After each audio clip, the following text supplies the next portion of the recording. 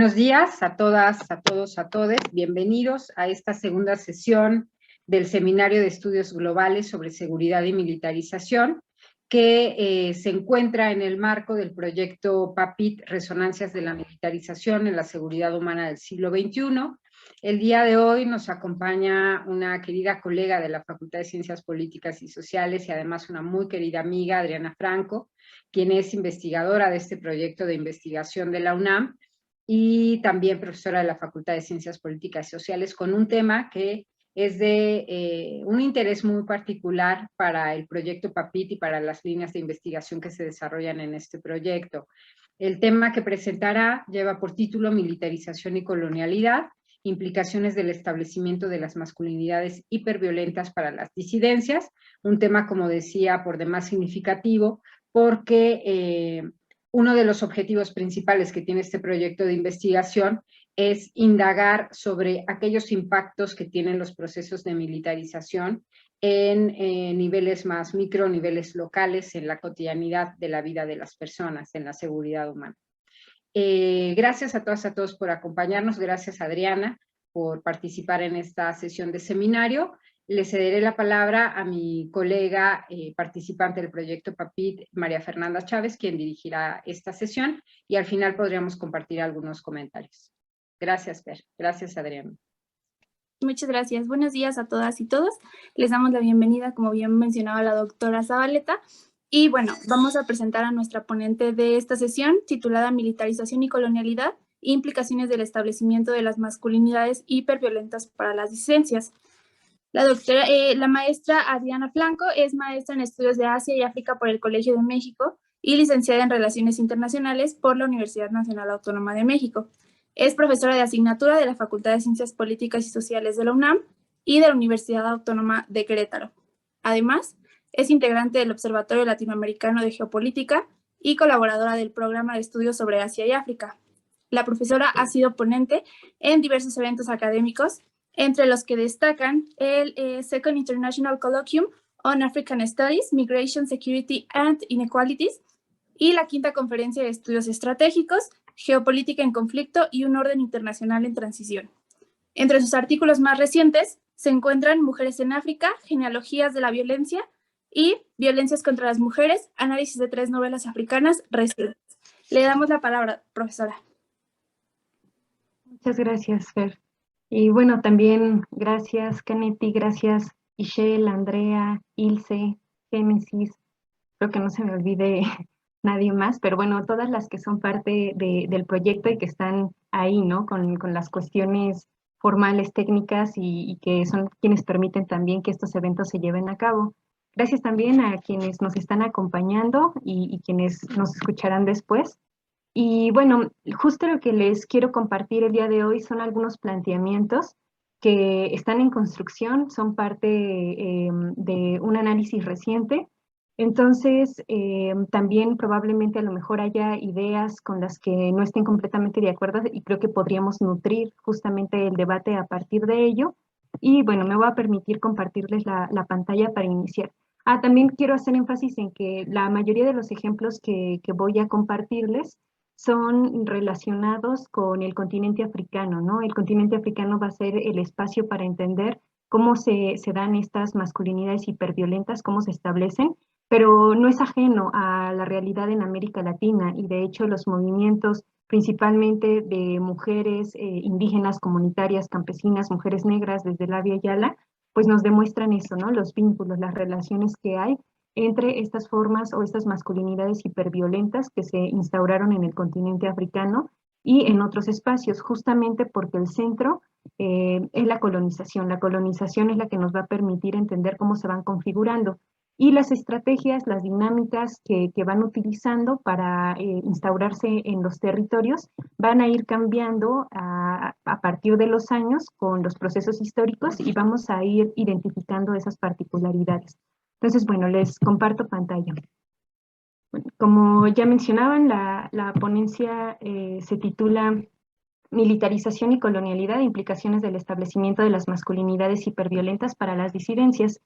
Y antes de comenzar el análisis, me gustaría compartirles qué es lo que entiendo por algunos conceptos, ¿no? Sobre todo colonialidad, masculinidades y disidencias, porque bueno, militarización lo analizaron en la sesión pasada e incluso recuerdo ahí la pregunta de Andrea en relación con militarización, militarismo. Entonces creo que estamos ya más familiarizadas y familiarizados con el concepto de militarización.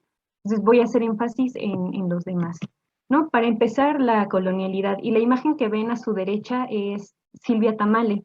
Les pongo las imágenes porque de pronto no conocemos, ¿no? A autoras africanas que hablen sobre estos temas y bueno, para dar también esa corporalidad, no solamente recuperar sus letras, sus palabras, sino también poder conocerlas pues así a la distancia, ¿no? Pero bueno, saber de quiénes estamos hablando. Entonces, para Tamale, la colonialidad es un sistema en el cual se establecen los patrones de poder de larga data que resultaron del colonialismo europeo, incluyendo la producción de conocimientos y órdenes sociales. Esta forma de entender la colonialidad a mí me parece muy interesante justamente porque está colocando en el centro el colonialismo europeo, pero también la reproducción de conocimientos y de estructuras sociales, ¿no? La colonialidad no implica nada más un sistema, una estructura general y abstracta, sino que se va materializando a partir de esos órdenes sociales. La colonialidad, generalmente entre los enfoques de coloniales y los postcoloniales hay un debate para identificar el origen de la modernidad, porque la colonialidad tampoco la podemos entender sin el establecimiento de la modernidad capitalista occidental, ¿no? Y bueno, le podemos agregar otros términos, patriarcal, heteronormada, etc. Pero en estos debates, los enfoques de coloniales señalan que el surgimiento de la modernidad se da en el siglo XV y la colonización de América va a ser fundamental para entender la colonialidad. Y a mí me gusta situarla en este momento, a pesar de que, por ejemplo, los estudios postcoloniales la sitúan en el siglo XVIII justamente por la colonización de los territorios de Asia y África, a mí me gusta situarla en el siglo XV porque justamente en ese contexto es cuando comienza la planetarización del sistema capitalista. Es decir, estos procesos garantizaron la acumulación originaria que posteriormente permitiría justamente el desarrollo de la revolución industrial y de todos los procesos de acumulación que garantizaban la valoración del capital. Entonces, mientras está dando la colonización de América Latina y se están extrayendo las riquezas de nuestros pueblos, también se están explotando los cuerpos africanos, ¿no? Por eso me parece que no hay como una discordancia en el sentido de identificarla en el siglo XV, porque justo el siglo XV es un proceso en el que se está instaurando la esclavitud en el continente africano, que generalmente también es diluido con los conceptos de trata o comercio de esclavos transatlántico, cuando en realidad fue un proceso sumamente violento, ¿no? Que algunos autores desde los afrocentrismos lo catalogan como un holocausto o una gran catástrofe. Entonces, mientras están explotando los cuerpos de las poblaciones negras, por otro lado también se están extrayendo las riquezas de América Latina y, insisto, ¿no? Esto es uno de los elementos que permite la acumulación de capital para la valorización del mismo. Entonces, por eso es importante, o por eso desde mi perspectiva, situar a la modernidad en el siglo XV es relevante, ¿no? Y no nada más por la cuestión de las colonizaciones. Las disidencias, la manera en la que voy a entender la disidencia es justamente a partir de la acepción de disidir, que de acuerdo con Gabriela González, pues justamente lo que implica es algo que se separa de lo normado, algo que reta a eso normado, ¿no? Entonces es algo que está en contra o que se opone al sujeto moderno capitalista. Y bueno, el sujeto moderno capitalista también lo podemos categorizar, ¿no? Ahí está en un abstracto, no estoy nombrando a un sujeto en particular, pero me refiero a estas jerarquizaciones que se han hecho del hombre blanco, europeo, heterosexual, burgués, es decir, todas estas características que van configurando lo que se concibe como el sujeto moderno dentro de la lógica capitalista. Entonces, todos aquellos cuerpos, todos aquellos pensares que se oponen a esta propuesta, pues justamente podrían ser pensadas como disidencias. Sayek Valencia habla de devenires minoritarios, ¿no? Que también me parece se puede vincular con este concepto de la disidencia desde el disidir. Y estos devenires minoritarios en realidad son amplios, porque todo lo que no sea hombre, burgués, asalariado, capitalista, etcétera, todas las características que podamos recordar dentro de esta jerarquización, pues entonces se van a volver minorías a pesar de que sean mayorías, ¿no? O sea, son minorías en el sentido abstracto porque lo que se universaliza es esa forma de ser, esa forma de ser moderno, esa forma de ser civilizado, esa forma incluso de ser desarrollado. Entonces, estos devenires minoritarios que menciona Sayek Valencia son muy amplios. Y yo voy a rescatar principalmente a las mujeres. A lo mejor ahí me dirían, ¿y por qué no pones literalmente mujeres, no? Bueno, porque también dentro del contexto de África ha habido debates en torno a la invención de la mujer, qué implica ser mujer y qué ha significado para las mujeres negras ese ser mujer, ¿no? Entonces, por eso concibo a las mujeres dentro de estas disidencias, obviamente las disidencias sexogenéricas, que eso amplía un poco el abanico, ¿no? No nada más las personas homosexuales, sino justamente abrir este espectro a otras formas sexogenéricas en las que no hay un vínculo binario o no hay una asociación binaria necesariamente. Pero bueno, Sayek Valencia en sus devenires minoritarios también incorpora a poblaciones migrantes, también incorpora justamente a todas aquellas y todos aquellos que han sido excluidos de la dinámica del sistema moderno colonial y que han sido excluidos y excluidas también del desarrollo. Como les decía, me voy a centrar yo específicamente en las mujeres, en algunas disidencias sexogenéricas y también quiero hacer un vínculo con la naturaleza, ¿no? Y a lo mejor también ahí hay debates en si podemos realmente pensar a la naturaleza como una disidencia, porque dentro de la lógica occidental hemos pensado a la naturaleza como un objeto, no como una sujeta activa dentro de las relaciones comunitarias, ¿no? Pero en esa dinámica, justamente la naturaleza ha sido subordinada, al igual que los cuerpos de las mujeres. Entonces, me parece que podemos incorporarla de esa forma o podemos entenderla de esa manera, ¿no? Pero bueno, ya más adelante también podemos abrir el debate y ustedes me pueden compartir qué piensan al respecto. Las masculinidades, ahí me faltó una S, pero bueno, masculinidades. ¿Cómo podemos entender las masculinidades? Hay algunos estudios, sobre todo Connell es uno de los que ha hecho más énfasis en eso, en señalar que en todas las sociedades hay masculinidades y feminidades. Yo no estoy tan segura de eso, yo no podría hacer esa afirmación, porque justamente el sistema, o sea, lo que ha logrado el sistema dominante es plantearse como universal, como único. En una novela de una autora ganesa africana, que diga ganesa estadounidense, perdón, que se llama Yagi Asi, ella señala que el dios del hombre blanco es igual al hombre blanco, ¿no? Que se cree el único dios, así como el hombre blanco se cree el único hombre. Entonces, esta forma de caracterizar al hombre, de caracterizar una masculinidad, se ha universalizado, ¿no? Pero en algunas comunidades, previa a la colonización, al menos esto lo señala Oyeronke y también Ifeoma Diume, eh, estas jerarquizaciones no se daban de esa manera, ¿no? O la forma en la cual se podía ser parte de la comunidad no dependía de que fueras masculino o femenino.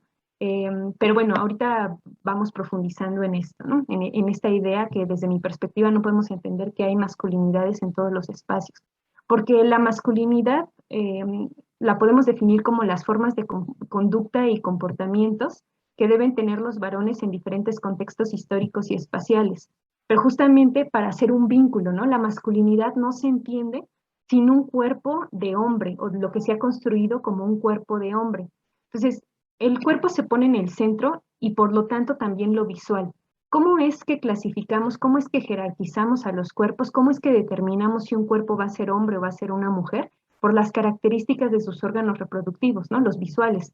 Es decir, si tiene pene va a ser hombre, si tiene vulva va a ser mujer. Es una característica visual la que nos hace hacer esa jerarquización. Y una vez que hacemos esa división, entonces se establecen los comportamientos y las conductas que debe de tener cada una de esas personas.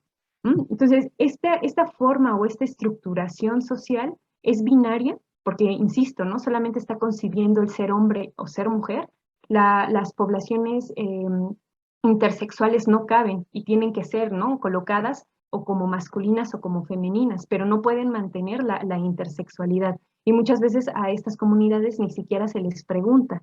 Son los papás los que deciden en qué categoría va a quedar, ¿no? Entonces es binaria y además es excluyente. porque justamente lo masculino, el hombre, el hecho de tener pene, es lo que se posiciona en una estructura de poder, ¿no? Y las mujeres quedan subordinadas a esa jerarquización, las excluye, no son partes de ese ser social, que incluso se va a vincular con el ser humano, ¿no? La humanidad se va a vincular con estas formas también de reproducción. Por eso los hombres se asocian con lo racional y las mujeres somos asociadas con los sentires, ¿no? Desde ahí se va estableciendo esta jerarquización, esta incluso jerarquización de inteligencias, de fuerza, de dominio. Y por otro lado, la feminidad. ¿Cómo pensamos, no? ¿O qué asumimos? ¿Cuáles son las características que generalmente pensamos cuando hablamos de feminidad?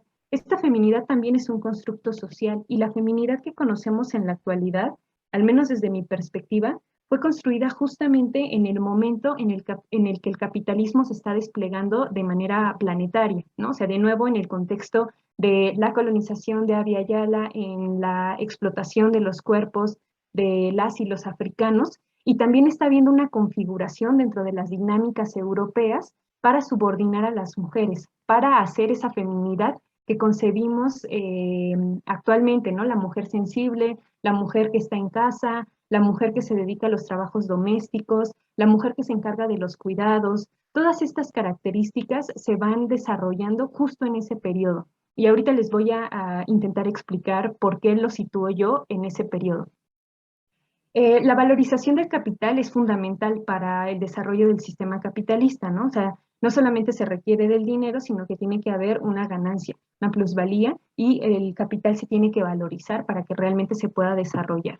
¿Y cómo es que se logra esta valorización del capital? A través, al menos, de dos procesos, o bueno, podríamos pensar en tres, justamente, o cuatro, ¿no? Si concebimos la colonización de América, la esclavitud de los cuerpos africanos, y además, en el interior, la división entre los trabajadores y la propiedad de sus condiciones de trabajo, ¿no? La apropiación de los medios de producción, que esto lo señalaba Marx. Marx es el que hace el análisis de cómo se da esta valoración de capital a partir de la acumulación primitiva y sitúa esta escisión, ¿no? Esta primera división es la que él identifica como una forma en la que se va valorizando el capital, porque justamente de esa manera la explotación de los cuerpos de las y los trabajadores, porque en ese momento sí había trabajadoras, ¿no? Incluso dentro del movimiento feminista obrero tenemos el caso de Flora Tristán. Entonces, Flora Tristán estaba luchando por derechos desde un enfoque, sí, de los feminismos,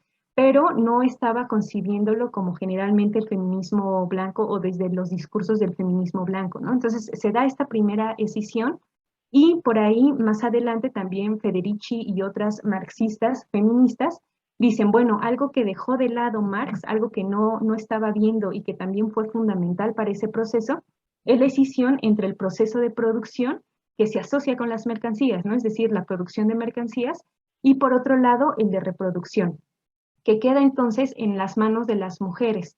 Se coloca o se asume que las mujeres son quienes tienen que realizar estos trabajos de manera gratuita y de esa manera también se garantiza la valorización de capital. En el primer proceso, lo que está sucediendo, Marx nos habla también de explotación absoluta y relativa, ¿no? Entonces, lo que está sucediendo en el primer momento es esa explotación absoluta, es decir, las y los trabajadores tenían horarios muy prolongados de trabajo, no había como garantías, ¿no? Para su bienestar, para la conformación de sus cuerpos, para el restablecimiento incluso de sus cuerpos, pero de esa manera es como se obtenía la valorización de capital por medio de la explotación de los cuerpos de las y los trabajadores. Sin embargo, en este contexto ya se necesita un tipo de trabajador diferente, no solo porque está habiendo un montón de movimientos sociales en Europa, 1830, 1840, y bueno, si pensamos incluso 1870, con la Comuna de París, nos damos cuenta de todas estas movilizaciones, ¿no? Todas estas movilizaciones obreras. No solamente por eso, sino porque el tránsito que se dio anteriormente con la revolución industrial, lo que requería ahora era de un nuevo tipo de trabajador que estuviera, bueno, que pudiera tener fuerza, ¿no? Porque se está pasando de la industria textil, de esa industria ligera, a una industria pesada, que es la industria justo de la primera revolución industrial. Entonces, ya no se pueden dar el lujo de que mueran así las personas, ¿no? O sea, a pesar de que hay un ejército de reserva, se necesitan otras condiciones, sobre todo para contener la movilización social. Entonces lo que se hace es mandar a las mujeres a la casa, pedir que las mujeres ya no estén en los trabajos, y entonces al enviarlas a la casa, al pensar que las mujeres debemos ocupar el espacio público, también se asume que las tareas de cuidado de esos hombres, de los obreros que están trabajando, tienen que estar en las manos de las mujeres. Así se garantiza que va a haber un obrero que pueda tener la fuerza necesaria para los trabajos, pero también se incrementan los salarios de los hombres, ¿no? Para que el hombre pueda garantizar el bienestar, entre comillas, de la familia. Y de esta forma también contienes a los hombres, ¿no? Les estás dando un incremento salarial y entonces contienes las movilizaciones. Mandas a las mujeres a las casas a realizar justamente estos trabajos de cuidado no remuneradas, pero que son fundamentales para generar esta valoración de capital, ¿no? Entonces esas son como las dos principales decisiones y los dos procesos. Entonces aquí vamos a estar atravesadas ya completamente por esta práctica o por el sexismo, por esta estructura sexista, y que se va a acompañar de otras, ¿no? También en este momento, pues justamente podríamos decir que lo heterosexual se pone en el centro para garantizar eh, pues que la herencia se dé a los hijos, ¿no? Que pueda haber como esa línea genealógica y tiene una asociación muy fuerte justo con el capital. Y bueno, en este contexto, también recuperando a Lugones, para ella la división central de la modernidad es la que se hace entre lo humano y lo no humano, ¿no? Y lo no humano no entra en la categoría del ser. Lo no humano no va a ser, no puede ser concebido dentro de esa estructura de lo que pensamos, ¿no? Al final va a ser, bueno, de las subjetividades, sino que va a ser un objeto. Y esto sucede, ya les menciono, está ocurriendo esto, pero más adelante pues se da el proceso de colonización en África, pero pues anteriormente con la esclavitud se genera esta dicotomía de lo humano no humano, en donde las personas negras, las personas indígenas, no entran en la categoría de humano, ¿no? Incluso ahí tenemos los debates que se dieron los jesuitas, principalmente en el caso de América Latina, donde decían, bueno, los indígenas de Abya Yala, bueno, no decían Abya Yala, los indígenas de América Latina sí son humanos, ¿no? No son tan humanos y tan inteligentes como los europeos, pero son humanos. Entonces, ¿a quiénes explotamos? Pues a los negros africanos, porque pues eso sí no son humanos, ¿no? Son excluidos completamente de la categoría del ser. Pero al final estas jerarquizaciones van abarcando otros cuerpos, ¿no? No nada más a los cuerpos negros. Pero bueno, se va instaurando esta categoría racial. El racismo se instaura como un eje fundamental para la reproducción del sistema. Y por ahí ha habido debates, ¿no? Se dice o se decía antes con mucha fuerza que la raza no existe, que no hay características genéticas que nos permitan hacer esta división de cuerpos. No hay diferencias genéticas que nos permitan afirmar que hay razas dentro de las estructuras humanas. Sin embargo, este planteamiento ha sido ocupado en los últimos años por la derecha conservadora para decir que como no existe la raza, pues entonces no existe el racismo, ¿no? Entonces, ha habido una reivindicación tanto del término raza como, o sea, para plantear el racismo y señalando que sí, que efectivamente no existe como biológicamente, pero ha sido también, la raza ha sido construida socialmente eh, para hacer esa distinción, esa jerarquización, que ha permitido la acumulación de dinero. Y ha habido otras dualidades, ¿no? Pero pensemos que lo humano y lo no humano abarcan todas estas dualidades. Ya hablábamos de la cuestión hombre-mujer, hablábamos también de el blanco y el negro, la blanca y la negra, ¿no? También en esas dualidades. Pero hay otras, se establece la división cultura-naturaleza, entonces la cultura va a ser objetivada, la cultura va a ser parte de ese no ser, la cultura va a ser parte de lo no humano. Esto choca con algunos planteamientos en África, por ejemplo, ¿no? Desde la perspectiva Ubuntu, la humanidad no solamente somos los seres humanos, también son las personas que ya murieron, las y los ancestros, también son las personas que todavía no han nacido, pero también es la naturaleza. Entonces no se le está concibiendo a la naturaleza como un objeto. Sin embargo, desde la lógica capitalista, sí se está colocando a la naturaleza como un no ser, como una no sujeta de las dinámicas humanas y por lo tanto un objeto que está o que sirve para la explotación o para el beneficio pues de las necesidades de los hombres o que está obstaculizando el desarrollo de los hombres. Y esta imagen se representa en los cuerpos de las mujeres, ¿no? Ahorita lo voy recuperando, pero bueno, para ir haciendo esa asociación. Por otro lado, lo público y lo privado. Lo público, el espacio del poder político, el espacio de la socialización. Lo privado, el espacio reservado a las mujeres, para las labores domésticas, para el cuidado de esos hombres. Lo visible y lo invisible. Y aquí podemos irnos como a cuestiones justamente más espirituales. ¿Qué implicaba eso? O sea, lo invisible obviamente no es parte del ser, ¿no? Las y los ancestros quedan completamente relegados, aunque es algo importante para muchas culturas africanas, dentro de la lógica occidental quedan relegados, porque es algo que no se ve, ¿no? No importa si hay un acercamiento de otra manera, no importa si se perciba que se puede conectar espiritualmente con estos seres, pues simplemente parten o quedan en la estructura también del no ser. Y lo visible y lo invisible lo podemos colocar de nuevo en los cuerpos, ¿no? Lo visible es lo que hace que generemos esas jerarquizaciones. Ya comentábamos la cuestión sexual, pero pues también en el racismo, la forma en la que se estructura el racismo es a partir de los cuerpos, ¿no? De lo visual, de la melanina que tenemos en la piel. Y bueno, por ahí Oyegumi dice que la aparición del patriarcado como forma de organización social en la historia occidental está en función de la diferenciación entre cuerpos masculinos y femeninos, una diferencia enraizada en lo visual, que es lo que les estaba comentando. Y bueno, también lo racial, que en esta cita de Dutoit se hace énfasis como en el mismo planteamiento, ¿no? O sea, el negro, la mujer, todo eso que queda en la segunda parte del binomio, de estos binomios que hemos visto, ¿no? Cultura, naturaleza, público-privado, hombre-mujer, etcétera. La segunda parte del binomio va a ser pensada como la ausencia del primero. Es decir, se configura a partir de lo que no se tiene. Y Dutoit hace un juego ahí con las palabras, con la lengua. No se puede como traducir tan fácilmente al español, porque cambia, ¿no? La palabra negro, si separo la N de egro, no tiene sentido, pero en inglés separar la B de lack es justamente hacer énfasis en eso, ¿no? En cómo lo negro se construye como la carencia, lo que falta, lack, del blanco. Y el hombre blanco o white se configura también desde esta estructura y separa la palabra. Y hide como no es una palabra, bueno, hit sí, ¿no? Golpear, que también me parece muy importante para lo que estamos señalando. Si lo pensamos justamente desde el verbo golpear, lo que implica es esta estructura vinculada con lo militar, vinculada con el disciplinamiento, vinculada con el ordenamiento. Pero además, esta palabra, como en diccionarios urbanos de manera popular, se utiliza justamente para decir que algo es asombroso.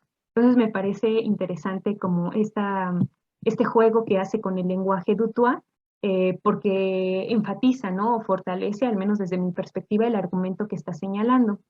Y la forma de ser mujer, el ser mujer, esa feminidad que se ha construido y contra la cual a veces luchamos, no aplicaba para todas las mujeres, ¿no? Por eso les digo que hay planteamientos incluso dentro de movimientos de mujeres en África que cuestionan justamente la categoría mujer y que piensan o señalan que la categoría mujer también es una categoría colonial, porque la categoría mujer asociada a una feminidad particular, insisto, no aplicaba para los cuerpos de muchas mujeres, ¿no? Y tenemos ahí, simplemente para mencionar un ejemplo, el discurso de Sojourner Truth, que es ya como muy conocido, ¿acaso no soy una mujer?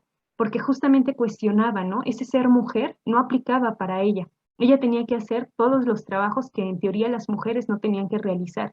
Ella no vivía como los beneficios entre comillas, beneficios de la caballerosidad occidental, ¿no? Entonces, por eso cuestiona, por eso pregunta si acaso ella no era una mujer. Los cuerpos femeninos, también se va regulando sexualmente el cuerpo de las mujeres, ¿no? Porque se piensa que conservamos en nuestro cuerpo y en nuestra virginidad el honor familiar. Entonces, la sexualidad se vincula de esta manera y lo familiar, si nos remitimos o si analizamos los orígenes del término familia, están asociados también con la esclavitud, con la servidumbre, ¿no? Entonces, bueno, ahora obviamente ya tiene otros contextos, pero eso es importante, o a mí me parece importante para ver justamente cómo se están disciplinando los cuerpos, ciertos cuerpos en particular. Y bueno, de nuevo, ¿no? El espacio privado no era algo en lo que estuvieran, o no era exclusivo de las mujeres negras. Las mujeres negras tenían que estar también en el espacio público, no necesariamente tomando decisiones, pero sí trabajando en las plantaciones, por ejemplo, ¿no? O sea, no estaban recluidas únicamente a los trabajos de labores domésticas, que también tenían que realizarlos. Y también sus cuerpos eran ocupados, y aquí de nuevo, ¿no? Como estos enfoques desde la violencia por los hombres negros para generar más mano de obra. Entonces, el patriarcado del salario se vincula muchísimo con esto. El patriarcado del salario, así lo denomina Federici, es justamente este cambio que yo les explicaba en algunas láminas anteriores, en el momento en el que se transita de la explotación absoluta a la relativa, que se pasa de la industria ligera a la pesada, y que entonces se da la subsunción real del proceso productivo, ¿no? Y que nuestra cotidianidad está ya asumido, que la forma o las vidas que estamos teniendo se reproducen justamente para la valorización del capital. Esta es una imagen que encontré, se supone que es un dibujo de Sojourner Truth dando su discurso, ¿no? Una mujer que había sido esclavizada, que se levanta, que toma la voz en Ohio y que plantea estas cuestiones. La colonización. La colonización es un proceso también en donde creo yo se vincula de manera muy fuerte la forma en la que la militarización garantiza la ocupación de cuerpos de territorios y transforma las realidades. La colonización de América Latina y de África fue representada como la ocupación de tierras vírgenes, ¿no? ¿Qué implicaba este término o qué implicaba denominarlas vírgenes? Las tierras entonces de África, de América Latina son feminizadas y se plantea la ocupación militar territorial de estas tierras. Se denominaba que eran vírgenes o también que eran improductivas en el sentido de que tenían muchos recursos y las poblaciones africanas no las aprovechaban, ¿no? Y que incluso surgen estas teorías climáticas de por qué en el norte son productivos y en el sur no lo somos. Pero bueno, creo que ahí tendríamos que plantear cómo estaban entendiendo la naturaleza los europeos en ese proceso de modernidad y cómo estaban entendiendo nuestros pueblos a la naturaleza, ¿no? De nuevo, no estaba pensada como un objeto. Entonces, más que improductivas, tendríamos que pensar en otras formas de caracterizarlo. En los discursos que tuvieron los viajeros africanos como Mungo Park y como otros exploradores, se señalaba que África era una mujer negra a la espera de la penetración del hombre blanco. Y esta penetración, bueno, además de la violencia simbólica que eso implica, se materializó, ¿no? La llegada de las armas, la colonización no se hubiera podido dar sin muchas condiciones, pero una de esas condiciones son justamente las armas que tenían los europeos, la militarización que se hizo de la zona para poder contener a las poblaciones. Cuando hablamos de colonización o incluso de esclavitud, se proyectan a las poblaciones como pasivas, como si no hubieran hecho absolutamente nada. Y esto es una falsedad, ¿no? Estas personas se movilizaron, se levantaron en armas también, bueno, en armas en un sentido más simbólico, no realmente con las armas europeas, porque no las había, pero hubo muchísimas resistencias, ¿no? Y la militarización fue lo que sirvió justamente para contener, para poder cambiar la territorialidad. La territorialidad, la forma en la que se asumen las personas en un territorio particular, puede ser reterritorializada y generalmente para hacer este proceso, pues se necesitan de estructuras sumamente violentas, ¿no? Se podrían hacer de otras formas, pero el sistema lo que ha hecho es hacerlo de maneras violentas a partir de la militarización, del sometimiento de los cuerpos, ¿no? Y aquí los planteamientos de feministas indígenas latinoamericanas como Cabnal, como Lorena Cabnal, pero también de autoras africanas, ¿no? Que señalan que el someter el cuerpo de las mujeres garantiza la ocupación de las tierras, porque al someter el cuerpo de las mujeres se rompe el tejido social comunitario y entonces este rompimiento del tejido social garantiza la ocupación de las tierras. La colonización glorifica evidentemente la violencia, ¿no? La represión, las imágenes, incluso si ustedes llegan a ver imágenes de la colonización de lo que se llamó en ese entonces como el Congo belga, pues se van a dar cuenta, ¿no? De esta violencia, de estos sistemas militares que se establecieron. Vencer al enemigo se proyecta también a partir de la violencia sexual. ¿Cómo se vence al enemigo? Violando a sus, entre comillas, a sus mujeres, ¿no? Es una de las formas en las que se busca dominar, en las que se busca contener a los hombres, desde la perspectiva colonial. No digo que los pueblos en general lo hagan, sino desde esta perspectiva colonialidad, de colonización, se gesta de esa manera. Y la colonización modifica las estructuras que había dentro de estos territorios y el ejército se configura como una de las instituciones que permite el ascenso social, ¿no? Entonces muchos hombres negros, muchos hombres indígenas son incorporados a estos ejércitos y bueno, posteriormente con las independencias se reproducen estas violencias en contra de la naturaleza, en contra de las mujeres, en contra de las disidencias. De hecho, en el caso de África, la disputa contra las disidencias sexogenéricas se da de manera muy fuerte en la actualidad, pero esto se dio o esto se implementa justamente a partir de la colonización. Ahorita les voy a mencionar algunos casos, pero tendríamos que hacer también esa relación. Y esto que les mencionaba, para Oyeronke Oyegumi, que es a quien pueden ver en esta imagen, la invención de las mujeres se da justamente con la colonización. Les voy a leer rápido esta cita que dice: en la sociedad yoruba, las relaciones sociales desprenden su legitimidad de hechos sociales, no de la biología. El embarazo y el parto son relevantes únicamente en relación con la procreación, como deben serlo. Los hechos biológicos no condicionan quién será monarca o quién podrá comerciar en el mercado. En la concepción indígena yoruba, dichos problemas son propiamente sociales, no biológicos, así que la anatomía de alguien no define su posición social. Por eso para ella las mujeres se inventan, ¿no? Porque justamente esta idea de mujer está asociada con una feminidad particular. Y entonces ella lo que decía es que esas diferencias biológicas no eran relevantes para la comunidad. O sea, sí hay una distinción, ¿no? Sí hay ciertos cuerpos que son capaces de procrear, hay otros que no, pero eso no determinaba qué podías hacer en la comunidad. También porque la paternidad o la maternidad, o lo que concebimos ahora, ¿no? Desde esas perspectivas a lo mejor no se concebía como maternidad o paternidad, pero las paternidades y las maternidades han sido construidas socialmente y pareciera que la paternidad es algo ausente y que la madre es la que tiene que estar ahí maternando justamente, ¿no? Y en las comunidades o en una lógica comunitaria o donde el sujeto político es la comunidad, estas actividades tienen que ser compartidas. Y bueno, también con la colonización se establece la sexualidad como un régimen político, no solamente como una diferenciación, no solamente como una categoría que nos identifica o que identifica las relaciones sexoafectivas que queremos, sino como un régimen político.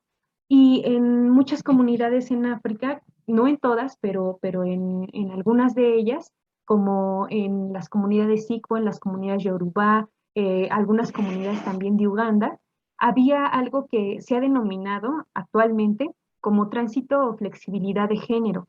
Es decir, aunque nacieras con vulva, te podías comportar como hombre o como mujer, ¿no? O lo que categorizamos ahora como hombre o como mujer.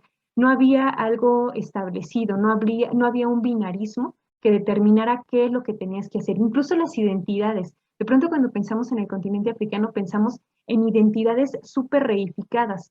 Esto se da por el proceso de colonización, ¿no? La colonización también inventa esas identidades que no aceptan diferencias, que no aceptan la otredad. Pero en ese contexto había flexibilidad no solamente en las relaciones de género, sino también en las relaciones identitarias en general. Ify Amadiume habla de hijas varones y mujeres esposos, justamente para hacer esta crítica a la forma en la que se concibe el ser mujer, el ser hombre, el ser varón, el ser esposo, el ser esposa. Yo creo que utiliza estos conceptos justo para, o sea, porque creo que estos conceptos reproducen este binarismo, pero también Ify Amadiume está planteando esto desde los 70s, ¿no? Ahora, yo no sé por qué no lo habíamos recuperado, porque justo se plantean cosas en la actualidad de este tipo y parecen muy modernas, pero, o muy contemporáneas, pero en realidad mujeres africanas lo han estado trabajando desde hace muchos años, ¿no? Y yo pienso que hace esta utilización de palabras, se habla de hijos varones y de mujeres esposos, justamente para hacer la crítica, no necesariamente porque tuvieran que entrar en esos binarismos, ¿no? Se da también la masculinización del poder político y económico. Las mujeres Igbo, por ejemplo, tenían acceso, o como ya leíamos acá en la cita, ¿no? No se determinaba quién podía ser gobernante, no estaba establecido a partir de si eras hombre o mujer. Sin embargo, en las traducciones que se hicieron durante la colonización, se estableció que únicamente, o bueno, se tradujo que esa categoría de gobernante, que es OVA, implicaba una categoría de género también, ¿no? Era solamente para los hombres, pero esto no es así. Entonces, probablemente hay muchas historias de mujeres gobernantes que han sido omitidas o que han sido planteadas como masculinas porque la traducción está mal hecha. Es una palabra que no tiene género, pero a la cual se le aplica género al momento de la traducción. Y también tenían acceso al poder económico, ¿no? Podían concentrar riqueza, podían vender, eran importantísimas las mujeres en los mercados y ellas concentraban el dinero, ¿no? Las ganancias que se obtenían no eran para los esposos, sino para ellas.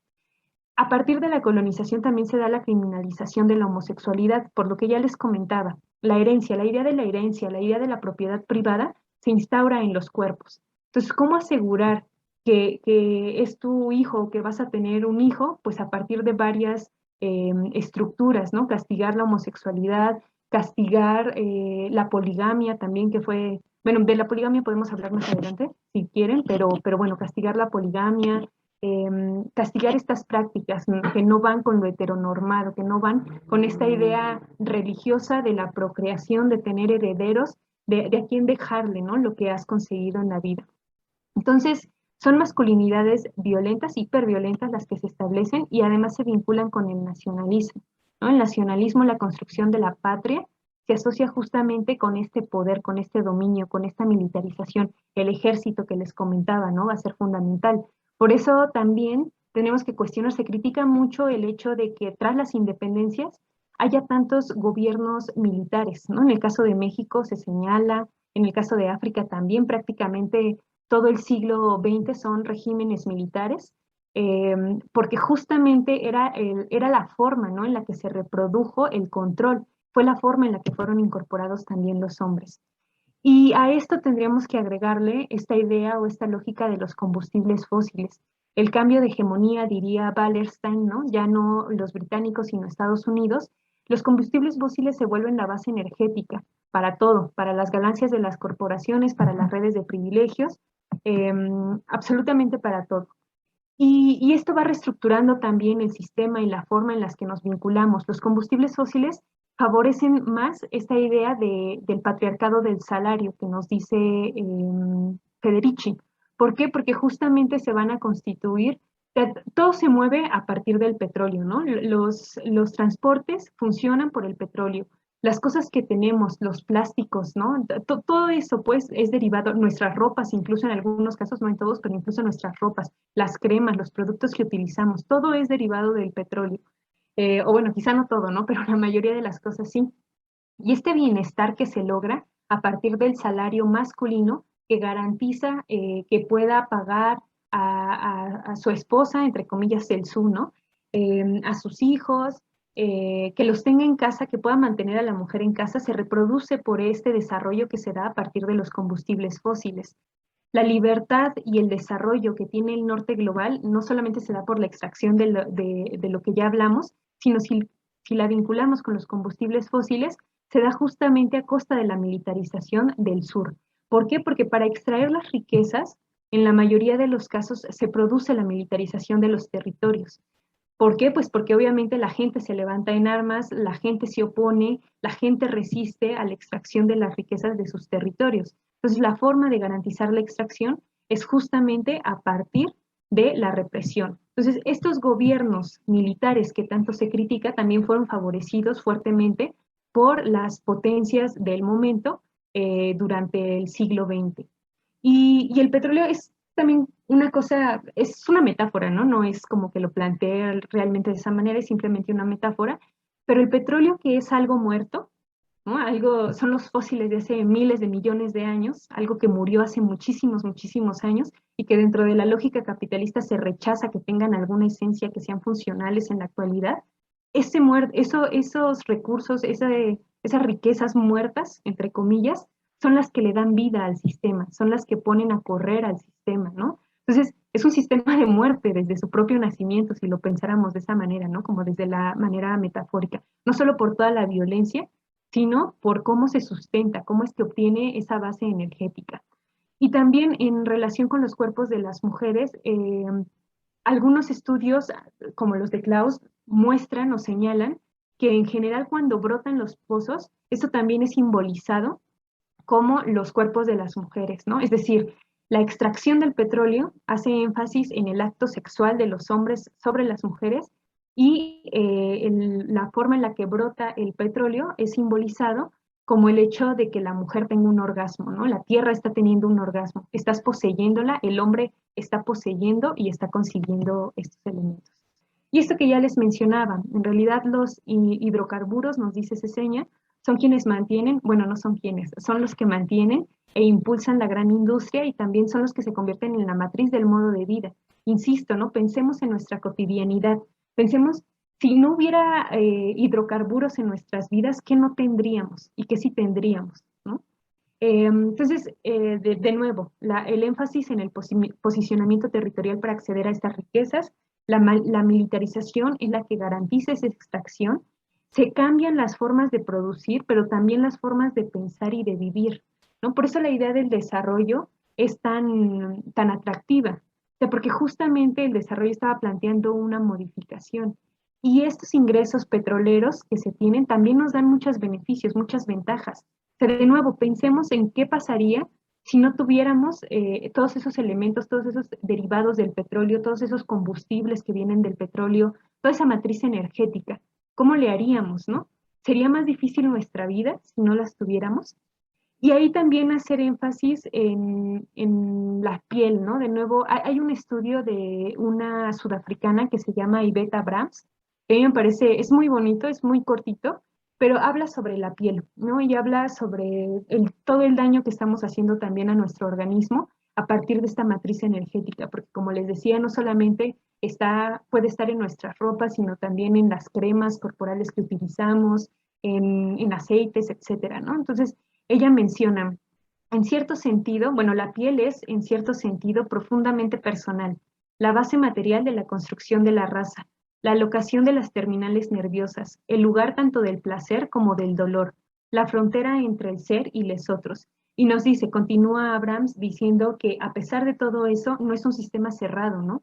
Es un sistema que absorbe y que absorbe todo eso que le estamos poniendo que está derivado del petróleo y cómo nos está afectando a nosotras, a nosotros, y cómo afecta, pensemos en las disidencias, ¿no? En particular, de qué manera afecta, porque son afectaciones desiguales, no son los mismos tipos de afectaciones. Pero bueno, me pareció simbólico hacer también este simbolismo con la piel, porque efectivamente, ¿no? Como ella señala, hace la división de la construcción racial, pero un montón de otros elementos. ¿Qué es la piel para nosotros? ¿Qué implica nuestra piel, no? ¿Qué implica que esté rasposa nuestra piel? ¿Qué implica que nos salgan granos? ¿Y cómo vamos construyendo todo eso, esa forma de control?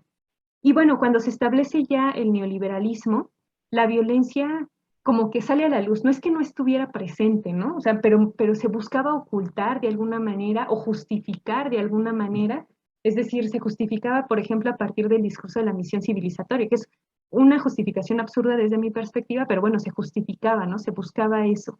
Pero con el neoliberalismo me parece que ya es más evidente cómo la violencia funciona como una estrategia, porque incluso funciona como una estrategia, nos diría Sayek Valencia, de necroempoderamiento. Y en esta estrategia, lo que sucede es que se amalgaman las demandas de la masculinidad hegemónica y las del capitalismo global contemporáneo. El incremento de los feminicidios, el incremento de la violencia contra las mujeres no es fortuita en este contexto, ¿no?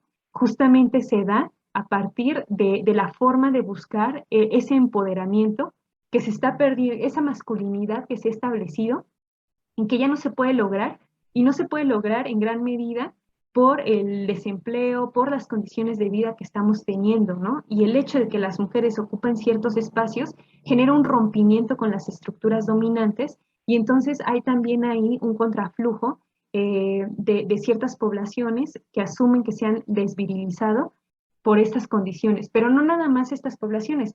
Pensemos en los discursos que tenía, ¿cómo se llama? El naranja, el presidente de Estados Unidos, Donald Trump. Pensemos en Trump, ¿no? Y lo que establecía. Él decía, hay que volver a ser grande a América. ¿Qué es lo que planteaba? Bueno, Estados Unidos podríamos decir, pero bueno, decía América, ¿no? Pero, ¿y qué podríamos decir de eso que él estaba señalando? ¿O qué es lo que buscaba? ¿Qué es lo que está detrás de ese planteamiento?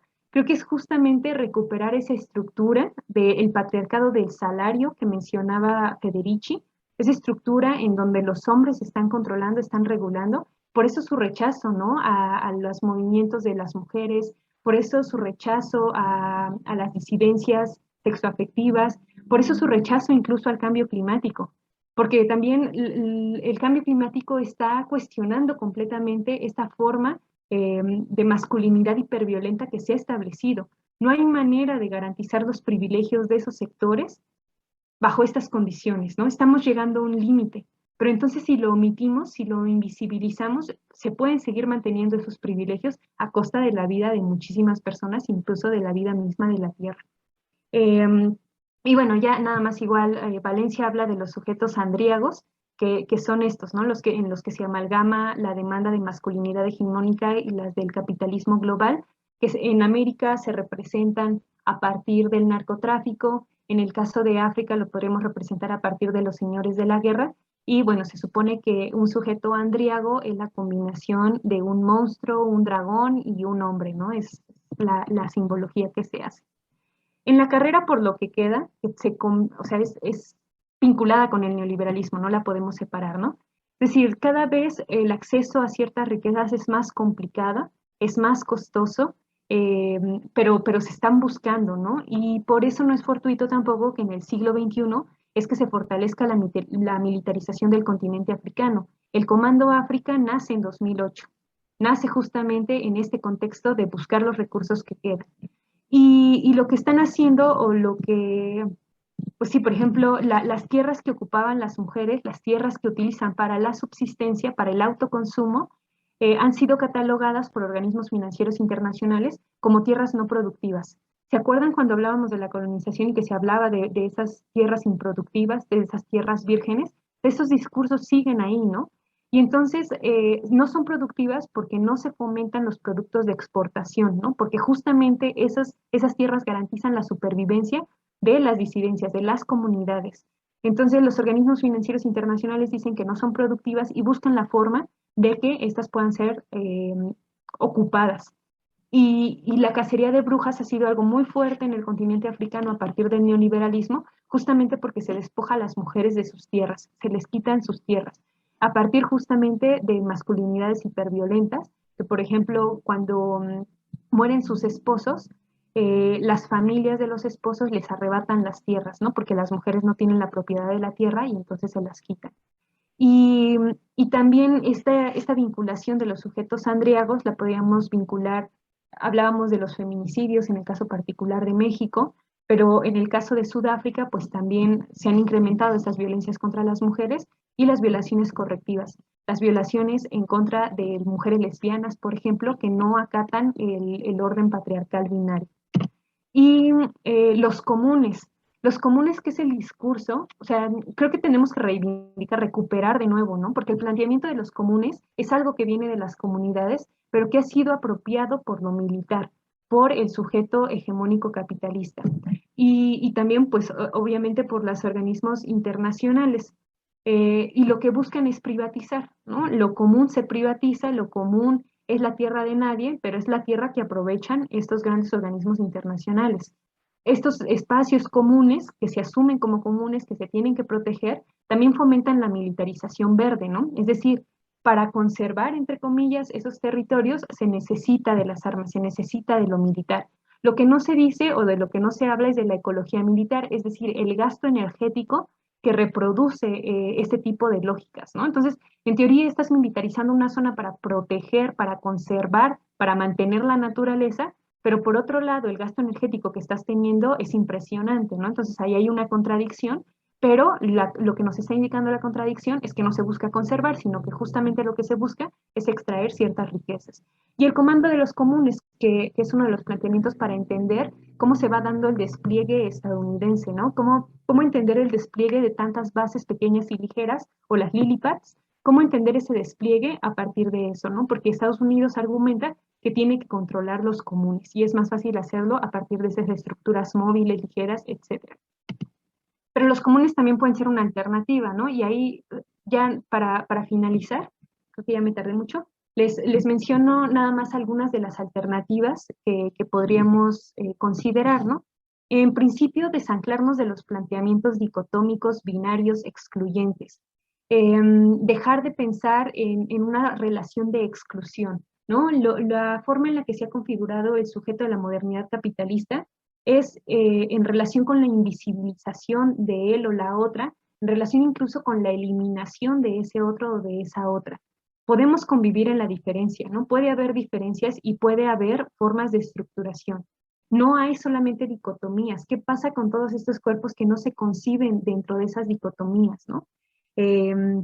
Gays, lesbianas, toda la comunidad queer incluso, ¿no? Que de hecho la comunidad queer es la que hace énfasis justamente en evitar el consumismo de estos planteamientos dicotómicos. ¿Qué pasa con las nuevas masculinidades? Habría que trabajarlas, habría que organizarse, ¿no? Los hombres, cómo desanclar esa masculinidad de lo militar, etcétera. Bueno, lo queer versus el consumismo ya se los decía, ¿no? Como no estar anclado a esa división de lo femenino o lo masculino, que también ha tenido sus críticas, sobre todo en América Latina, pero que en las comunidades africanas se recurre mucho a esto, ¿no? A plantear lo queer, ahí sí sería Q-U-E-E-R, aquí es más bien como la forma de pasarlo al español, o lo que han hecho estas comunidades para pasarlo al español. Por otro lado, también tenemos una tradición, era parte de las tradiciones precoloniales, se ha recuperado en la actualidad, que se llama Nyumba Mtovu, que se produce principalmente en el norte de Tanzania, y es el matrimonio entre mujeres. Este matrimonio entre mujeres no necesariamente implica relaciones lésbicas como las concebimos, porque no están atravesadas por relaciones sexuales. Son compañeras de vida, se acompañan, cuidan las tierras. Generalmente es una mujer más grande y una mujer más joven.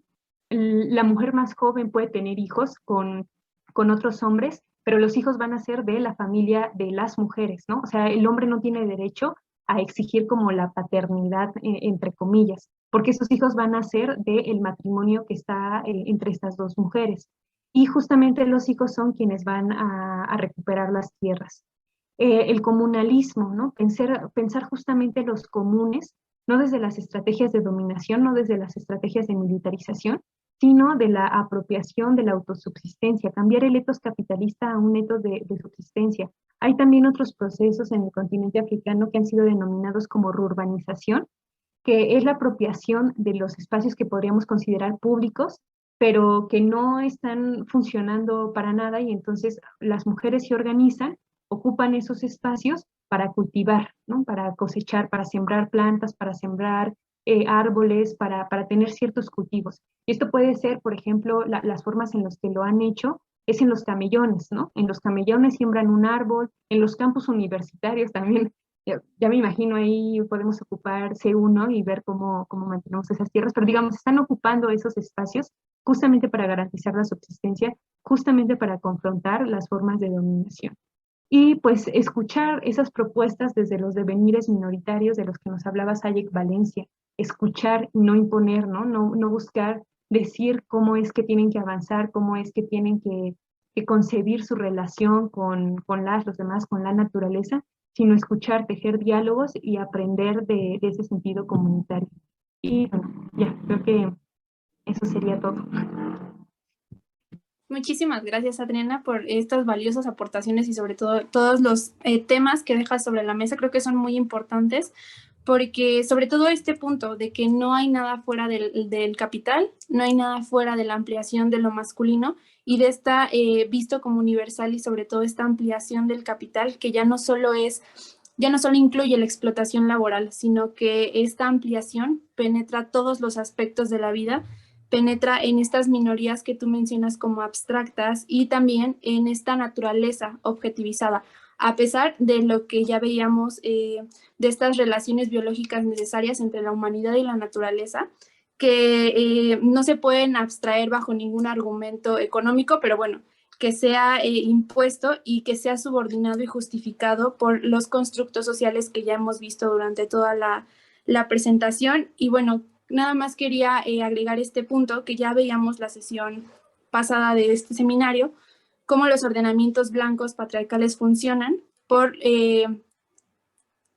mayoritariamente por los combustibles fósiles, por la extracción, por la desterritorialización de la naturaleza, por las intervenciones, etcétera, que trastocan, sí, los imaginarios colectivos ya generados y también los que se están generando para perpetuar su poder y sobre todo acentuar las diferencias de género, de clase, de color de la piel, que convergen también con diferencias ambientales, que creo que es muy importante enfatizar este punto, porque quienes sufren más por todo esto, cuestiones de la extracción de combustibles fósiles que acentúan el cambio climático, son estas minorías abstractas y que al final también están planteando estas alternativas y que deben ser volteadas a ver. Entonces, muchas gracias, Adriana. Ya podremos abrir, si te parece, la ronda de participaciones o preguntas que tiene el auditorio para nosotros, por favor.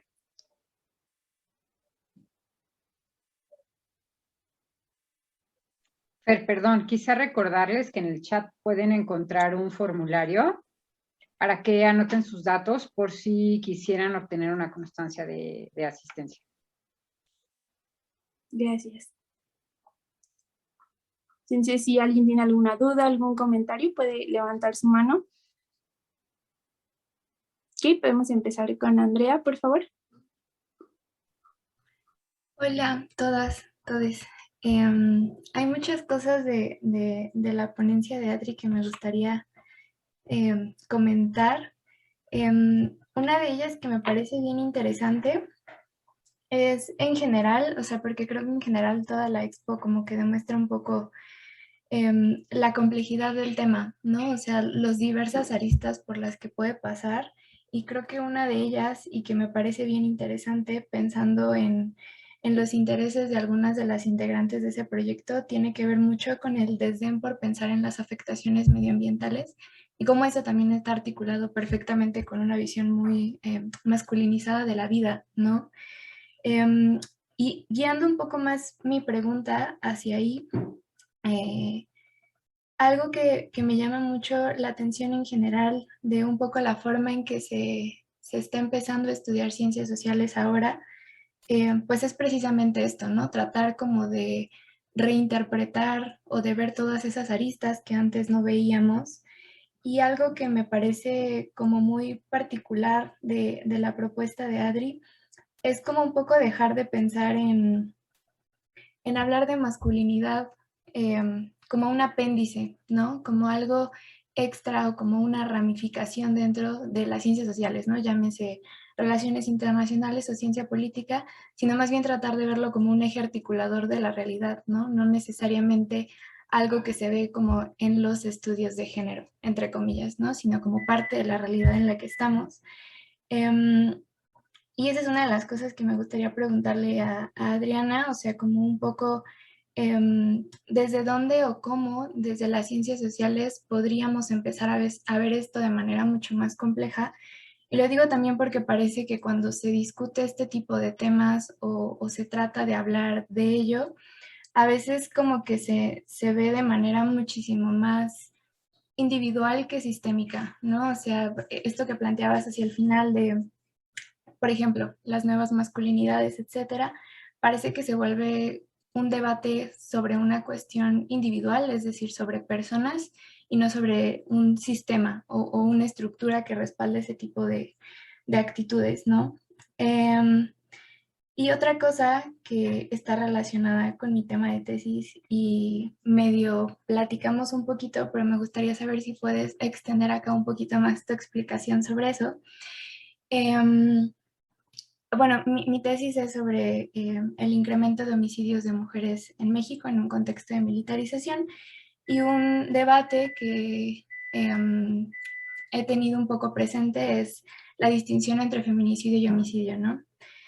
Y pues quisiera como saber un poco más tu perspectiva sobre el tema, Adri. Me comentabas un poco que justo tiene que ver con algo que mencionabas en la expo, ¿no? Que a lo mejor tiene que ver más con una cuestión de seguir asociando las cuestiones de mujeres, si es que eso existe, a lo privado, ¿no? A lo mejor hay un poco radical la discusión, pero bueno, esas dos preguntas quería plantear. Muchas gracias por la expo. ¿Quieres que te pase varias preguntas, Adri, o vas contestando una por una? Pues igual y varias, ¿no? Para no acaparar tanto la voz, porque si no, no me callo. Entonces, le damos la palabra a Laura, por favor. Gracias. Yo antes que nada quiero felicitar a Adri. Tengo el gusto de conocerla, pero nunca había tenido la oportunidad de escucharla y me ha encantado. La forma, el tono como nos ha mostrado el otro rostro, el rostro masculino completamente de muchos aspectos que ella ha abordado, me ha parecido muy, muy interesante. Yo, más que preguntas, quiero enfatizar en lo que nos has mostrado, cómo las masculinidades están tan normalizadas que hasta trabajo nos cuesta identificarlas. Y hasta que tú vas mostrando una por una el rostro o el sello masculino, es que nos queda claro lo validado que está o no, lo normalizado que está en nuestra sociedad. Tú mencionabas muy acertadamente el trabajo femenino es socialmente necesario, no reconocido y no remunerado, y quizá uno de los primeros feministas fue Carlos Marx, porque puntualizó o llamó la atención sobre esta situación. Muchas mujeres, como te hablaba de la normalización de esta situación, cuando les preguntan, ¿y usted trabaja? Dicen, no, yo no trabajo, me dedico a labores del hogar. O sea, no trabaja, es la que más trabaja, ¿sí? Y además no le pagan, ni se lo agradecen, ni se lo reconocen. Entonces, tengo una amiga que dice, no, dice, es que cuando le hacen esa pregunta, ella dice, sí, cómo no, soy administradora patrimonial. Y eso es lo que es, ¿no? Está reconociendo su labor. Pues solamente algo que quería comentarles, por ejemplo, de la realidad africana, no solamente en los grandes procesos, sino a nivel individual, la mujer recibe un tratamiento tan violento que en algunas tribus, al momento de nacer, les practican la ablación del clítoris, o al momento de casarse, para que no puedan sentir placer en una relación sexual. Y eso, digo, si eso no es violencia, yo no sé qué, o sea, son violentadas de muchas formas. Esa sería mi participación, Adri, y muchas felicidades, de verdad que me encantó escucharte. Muchas gracias, Laura. Y vamos con Fernanda, por favor.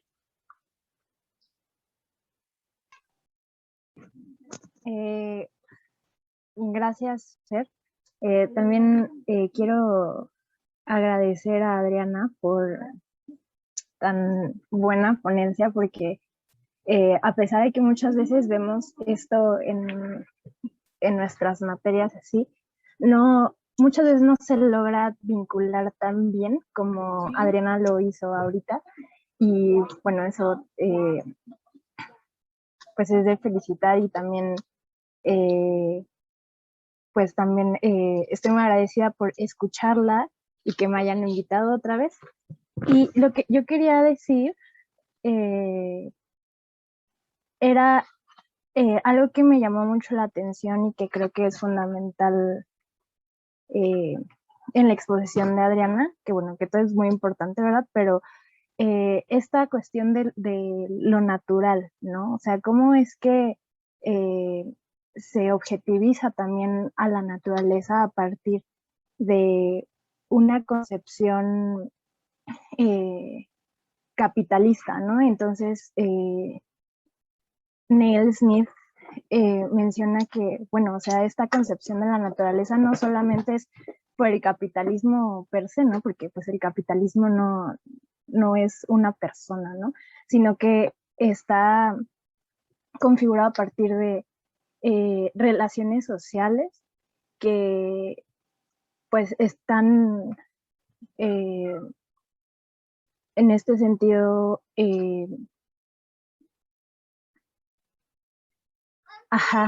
estableciendo un ordenamiento de las subjetividades, ¿no? Y está poniendo a las mujeres en un rango inferior de los hombres. Y también las disidencias, como bien lo mencionaba Adriana. Entonces, a la, a la naturaleza, perdón, a las mujeres se les considera justo como que son personas en su estado natural, ¿no? Que se deben ser domadas, domesticadas, porque justo no tienen esta racionalidad que los hombres sí lo tienen, ¿no? Por eso en algunas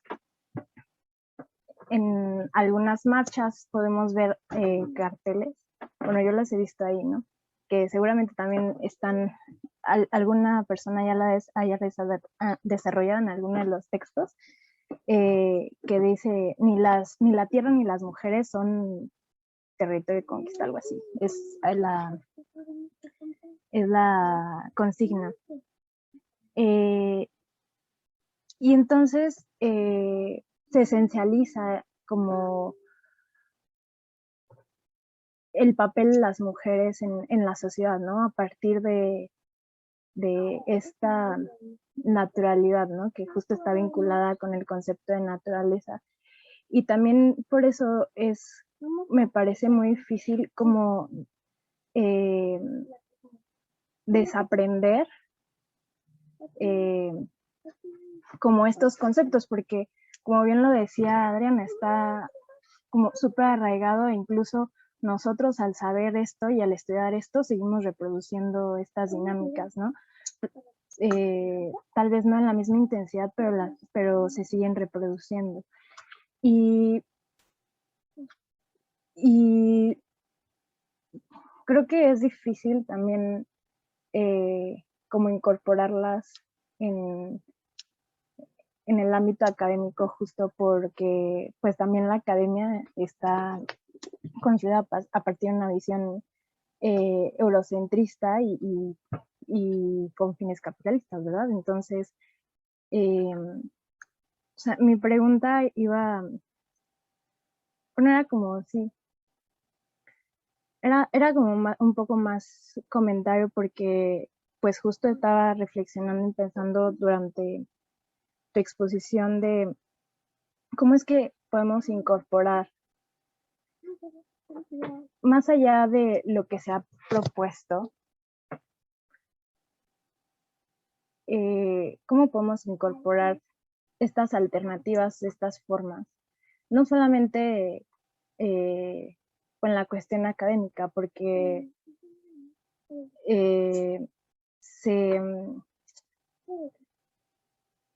porque lo académico también lo producimos en nuestras relaciones sociales, ¿no?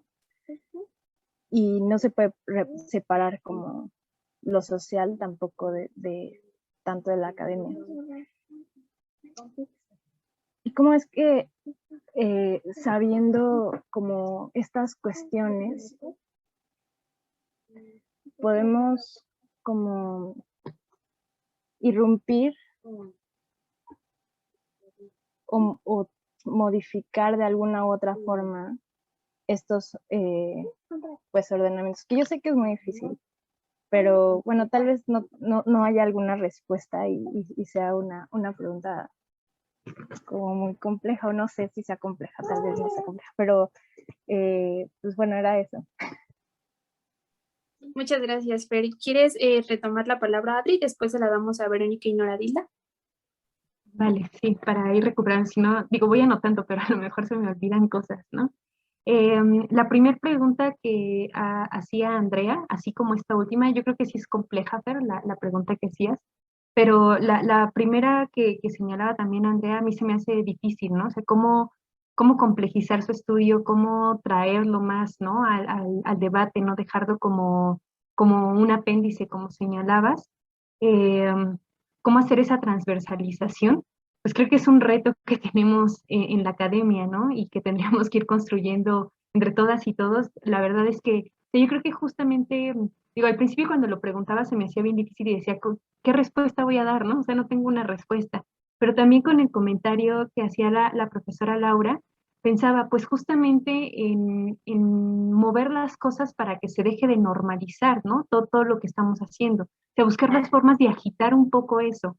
Es como Yo siempre pongo este ejemplo, algunos a lo mejor ya lo han escuchado, pero ¿cómo le vamos a dar sentido a esto si no agitamos nuestras cabezas, ¿no? Si no modificamos o si no pensamos, perdón, a impensar, a plantear las cosas de una forma diferente, a dejar de naturalizar, de normalizar. Es como cuando tienes un agua de horchata y ya todo se ha sentado.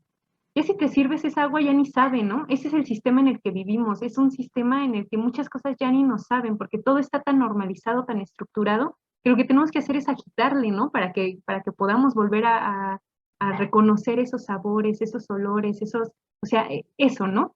Y me parece que es importante como ir generando discusiones en las que podamos dejar de normalizar, cuestionar esas cosas que naturalizamos, que normalizamos, ¿no? Claro, esto tampoco es algo sencillo, ¿no? Tendremos que ver cuáles son las estrategias para hacerlo, pero bueno, yo nos invitaría justamente a que sigamos construyendo y a pensar en cómo hacerlo, ¿no? Para incorporarlo.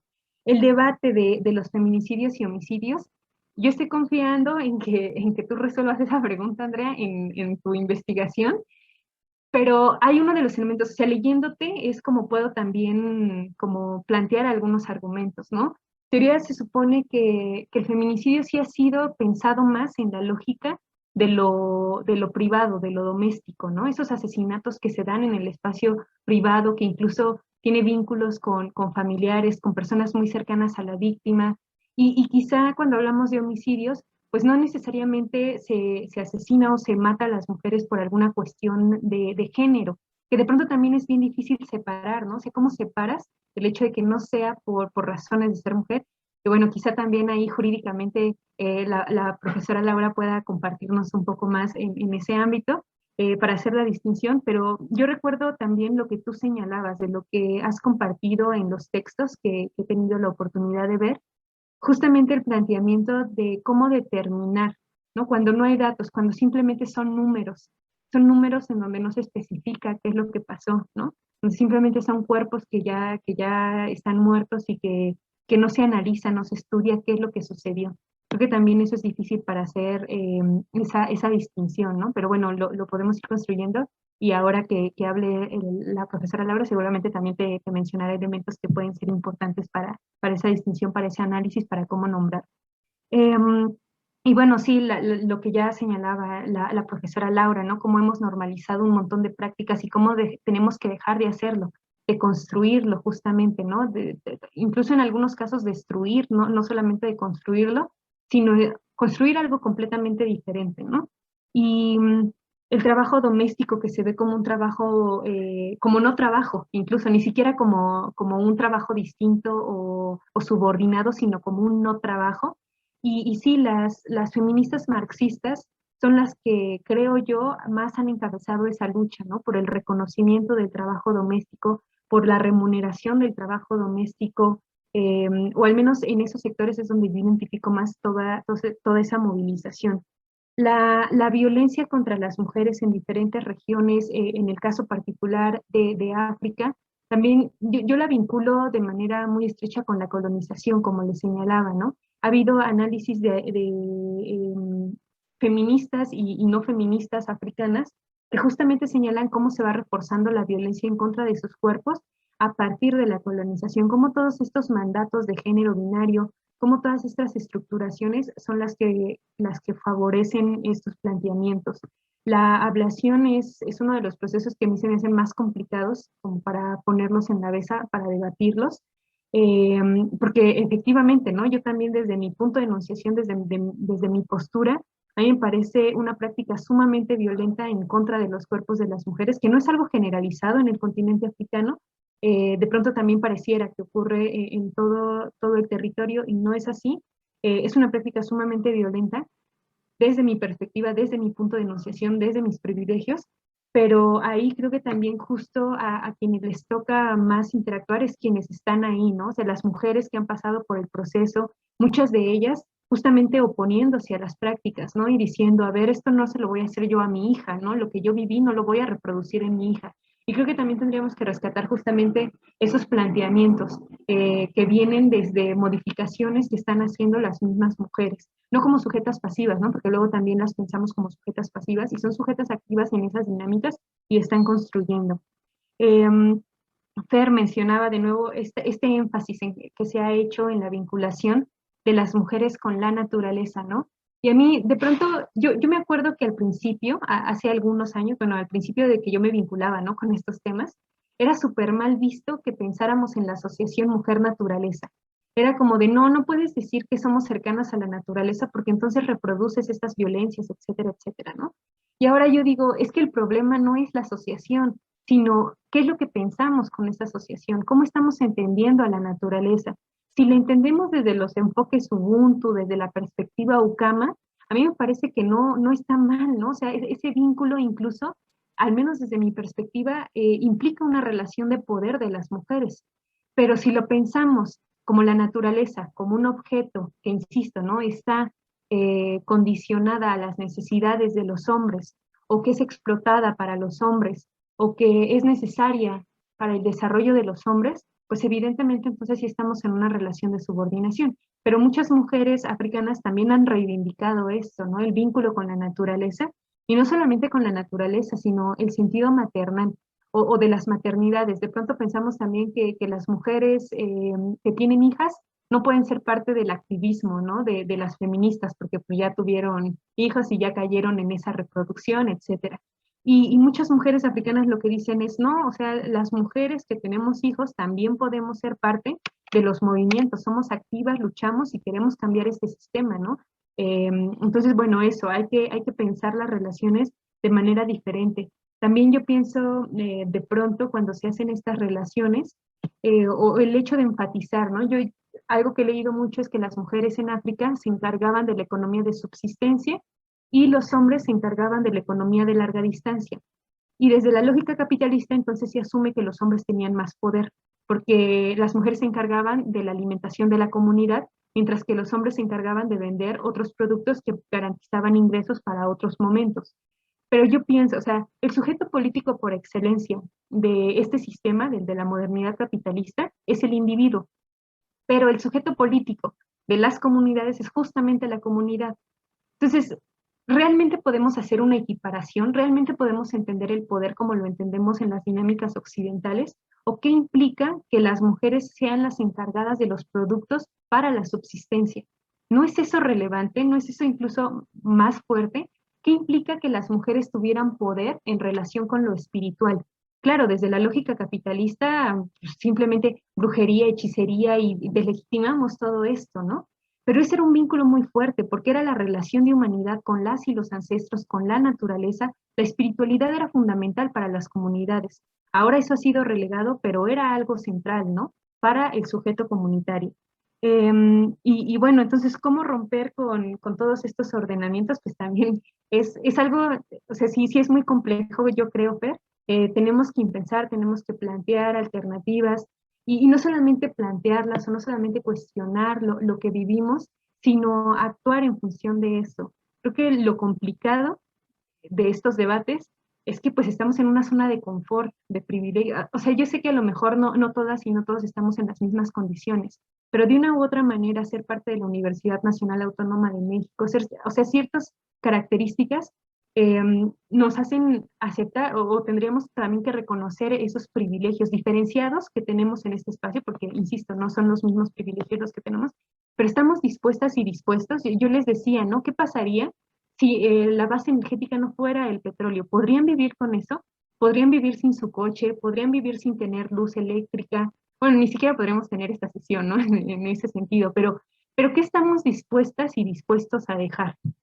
Si pensamos en eso y si lo pensamos realmente de manera profunda, bueno, y no nada más de manera individual, porque de pronto también todas estas cuestiones climáticas parecieran algo individual, ¿no? Algo que si yo dejo de usar una bolsa, si dejo de usar un popote, pues ya se va a salvar el planeta, cuando no, evidentemente hay responsables, por eso estamos posicionando al capitalismo fósil. Entonces, ¿qué vamos a hacer? ¿Qué vamos a exigir? A mí de pronto sí me da, o sea, como que a veces estoy muy animada y digo, no, sí vamos a poder lograr cambiar las cosas. Pero luego veo justamente a personas como Trump, como Elon Musk, ¿no?, que dicen, no, todos los problemas del cambio climático se resuelven con la tecnología, los ecomodernistas, ¿no?, o así los han denominado, así de la tecnología es la que nos va a llevar al éxito y ya no va a haber problemas del cambio climático. Es como de, ¿cuánto despojo se necesita? ¿Cuánto saqueo? cuánta contaminación, cuánta emisión de CO2 necesitas para desarrollar esas tecnologías, ¿no?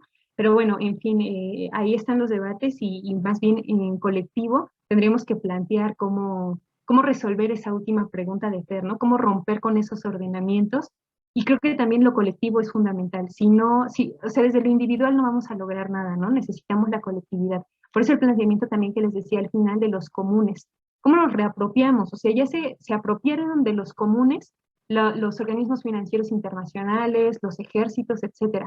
Reapropiémonos nosotros de esos comunes, ¿no? No hay que dejárselos, no dejemos. Y bueno, ahí las luchas de las mujeres que se ubican desde el feminismo indígena, pero las que nada más se ubican en defensa de la vida, en defensa del territorio, para mí son una muestra fundamental, ¿no? De cómo ir tejiendo, cómo ir haciendo esos vínculos. Y desde la academia, que decía, pero bueno, sí es problemática, ¿no? La academia, incluso los enfoques coloniales han sido justamente criticados por el academicismo, por no vincularse con una praxis política, ¿no? Por no practicar lo que dicen en el discurso. Entonces creo que a la academia lo que nos hace mucha falta es como también acercarnos con la realidad social, acercarnos de manera real, ¿no? No para decir, ay, pues estas poblaciones viven así y tienen esa, o sea, no, como hacer un vínculo más fuerte, real, un posicionamiento más fuerte. Creo que se puede ir por ambos ámbitos, ¿no? O sea, tanto la academia como el proceso, realmente como poner el cuerpo en esas dinámicas sería algo importante. Pero bueno, esos son algunos planteamientos, insisto, lo podemos construir en colectivo. Muchas gracias, Adri. Vamos a darle la palabra a Verónica, por favor. Muchas gracias, Adriana, y a todas y todos. Yo quería, bueno, creo que mi pregunta un poco ya se respondió y pues sí, justo es que no hay como una respuesta única. El planteamiento que yo tenía como pensado hacer, Adriana, era pues qué alternativas, bueno, aún están, ¿no? en la mesa, como qué alternativas se pueden vislumbrar a partir del sur global como en contra de este sistema, ¿no? De este sistema de depredación, de desgaste de los recursos, etcétera. Y esto lo menciono porque, bueno, yo trabajo el tema de geopolítica energética y toda esta parte de qué tanto impactan o no las renovables y el desgaste a través de los recursos fósiles y demás. Y bueno, a partir de esto, pues, primero me pareció muy interesante esta explicación que das acerca del petróleo, ¿no? Y cómo es que a partir de un recurso que está constituido, que es como materia muerta, se crea o es el sustento del sistema capitalista, ¿no? Que le da vida a este nuevo sistema. O sea, es algo que me parece sumamente interesante porque, o sea, a pesar de que ya llevo como un tiempo trabajando, yo esto jamás lo había visto de esa manera, ¿no? Y la parte en la que pues sí, en la que se busca apoderarse de estos recursos como una analogía al apoderamiento también de la madre tierra, ¿no? De este aspecto como femenino y que principalmente son los hombres quienes hacen esto, ¿no? O sea, el sector energético está cargado de masculinidad, ¿no? O sea, un porcentaje que ahorita no tengo a la mano como para darlo, pero hay un gran porcentaje de hombres que están a cargo de este manejo de los recursos, de su procesamiento, de la producción de energía, etcétera, ¿no? A costa de todo este otro trabajo que hacen como las mujeres en el hogar, etcétera, ¿no? Temas que ya se mencionaron. E incluso esta parte de cómo se van constituyendo los salarios más elevados para los hombres, ¿no? En comparación con los de las mujeres. O sea, todo este entramado que choca y que llega directamente a estos sectores y a estos temas me pareció sumamente interesante la forma en la que lo planteas. Y pues eso, mi tema o mi pregunta era, o es, como qué alternativas, ¿no? ¿Crees tú, Adriana, a partir de esta explicación que se pueden como generar o formular en conjunto, ¿no? Desde esta visión del sur global, porque, o sea, justo ya lo comentábamos en una clase con Canetti, de qué tanto dependemos de esto, ¿no? De los recursos, de los energéticos, etcétera, y qué tanto estamos dispuestos a desapegarnos de ciertas comodidades que tenemos, ¿no? El ya no usar una computadora, el no usar un vehículo, el no viajar en avión, etcétera, ¿no? O sea, yo creo que sí es fundamental tener conciencia sobre el desgaste que esto está trayendo, pero más allá de eso, o sea, ¿qué otras opciones, qué más se puede hacer tanto de manera individual como colectiva, ¿no? Gracias. Muchas gracias, Vero. Por favor, Nora Dilda.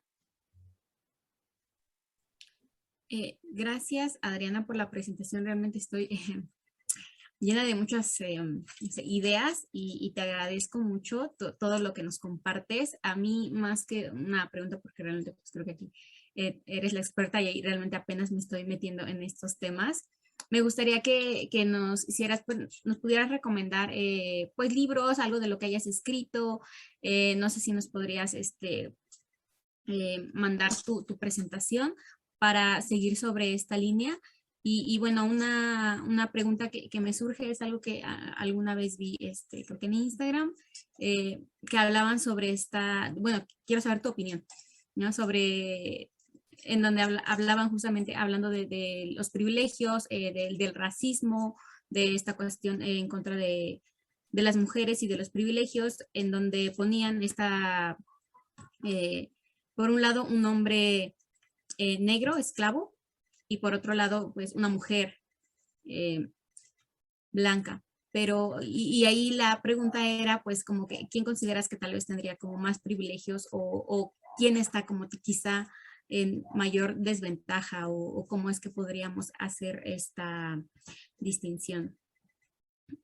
Bueno, quisiera saber en este caso tu opinión, ¿no? Porque en ese momento yo me lo cuestioné, pero realmente me pareció un poquito complicado, justamente hablando de la esclavitud, del racismo, pero por otro lado pues está esta cuestión de género, ¿no? La mujer y esta cuestión patriarcal en la que estamos sumidos. Y bueno, pues te agradezco, igual esperaré que nos recomendaras porque la verdad es que me encantó tu presentación. Pues, felicidades. Muchas gracias, Nora. Aprovecho para recordarles a todas y todos que la sesión se está grabando y vamos a subir la sesión a nuestro canal de YouTube del proyecto para que estén al pendientes. Igual les mandaremos un aviso. Por favor, Irving. Muchas gracias. Disculpen que no prenda mi cámara, pero ando fuera de casa y no puedo prenderla. Gracias, Adri, por la exposición. Yo quería preguntar sobre este asunto de los comunes, que es algo que a mí, pues sabes que me interesa mucho, que creo que también es un asunto de escala. O sea, hay un elemento de escala importante en ello, porque el dominio militar de los comunes tiene mucho que ver con el control de estos espacios globales comunes, ¿no? El alta mar, el espacio exterior, el espacio aéreo, demás. Y cuando se retoma la idea de lo común desde lo comunitario, creo que muchas veces se retoma en una escala local, pues de acción política que las mismas comunidades están llevando a cabo, ¿no? Cómo recuperar el espacio o el territorio como un elemento común también de la vida social. Entonces, pareciera que son escalas muy diferenciadas y que no se tocan entre sí, pero en realidad las formas dominantes de control de los espacios globales lo que buscan es justamente tener acceso a las formas locales de organización social, pues a través de estos, como justo accesos globales de toda esta forma política, ¿no? Lo que yo me gustaría que nos comentaras es tú cómo ves al revés, ¿no? O sea, cómo ves que la recuperación de lo común en lo local pueda impactar en la merma o la subversión frente a un sistema global hegemónico que justamente está asentándose en esas escalas globales para gobernar lo local. No sé si me explico, pero, o sea, cómo la recuperación de lo común en lo local podría, digamos, ofrecerse como una estrategia de resistencia frente a este Command of the Commons en el sentido más global. Y muchas gracias por toda tu exposición.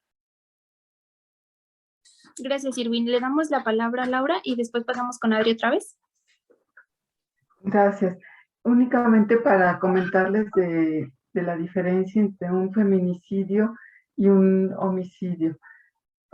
Ambos son muertes por oxisión, quiere decir que son muertes violentas, pero cuando hay una intencionalidad por la condición de ser mujer, es un feminicidio. Cuando no lo hay, es un homicidio. Les pongo un ejemplo. Pensemos que va un conductor a alta velocidad y atropella a una mujer y la mujer pierde la vida. Ese es un homicidio culposo porque se le atravesó la mujer, él iba rápido y la mató. Pero si el hombre está en su coche esperando que salga la mujer que lo acaba de cortar en su relación sentimental y ya no quiere saber de él, entonces ahí hay una intencionalidad, es por lo que ella significa y representa que él quiere acabar con la vida de esa mujer. Igual la mató con el coche, pero la intencionalidad o las circunstancias es lo que hace la diferencia. Y también permítanme comentarles que todo esto de lo que hemos escuchado esta mañana nos habla de roles asignados para los hombres y para las mujeres, las masculinidades y las feminidades. Y esto implica adiestramientos desde niños. A ver, ¿por qué a las niñas les regalan juegos de té, les regalan muñecas para que jueguen, o el muñequito para que lo cambie y lo vista? No, yo quiero ver que le regalen un maletín médico o un portafolio, ¿no? Vamos adiestrando también desde niños. Son prácticas culturales que yo les decía, a veces es más fácil, digo, más difícil de construir que construir. Todo eso, modificar culturalmente los atavismos que tenemos, pues nos va a costar mucho trabajo, pero pues sí tenemos que hacerlo. ¿Sí? Muchas gracias. Si quieres, recuperamos la participación de Mariana. ¿O? Sí, perfecto. Mariana, por favor. Muchas gracias. Sí, solamente algo muy breve. Primero, muchas gracias, Adri. Muchas felicidades por tu exposición. Y yo quería traer como un tema un poco, bueno, no un poco, bastante actual, y es como,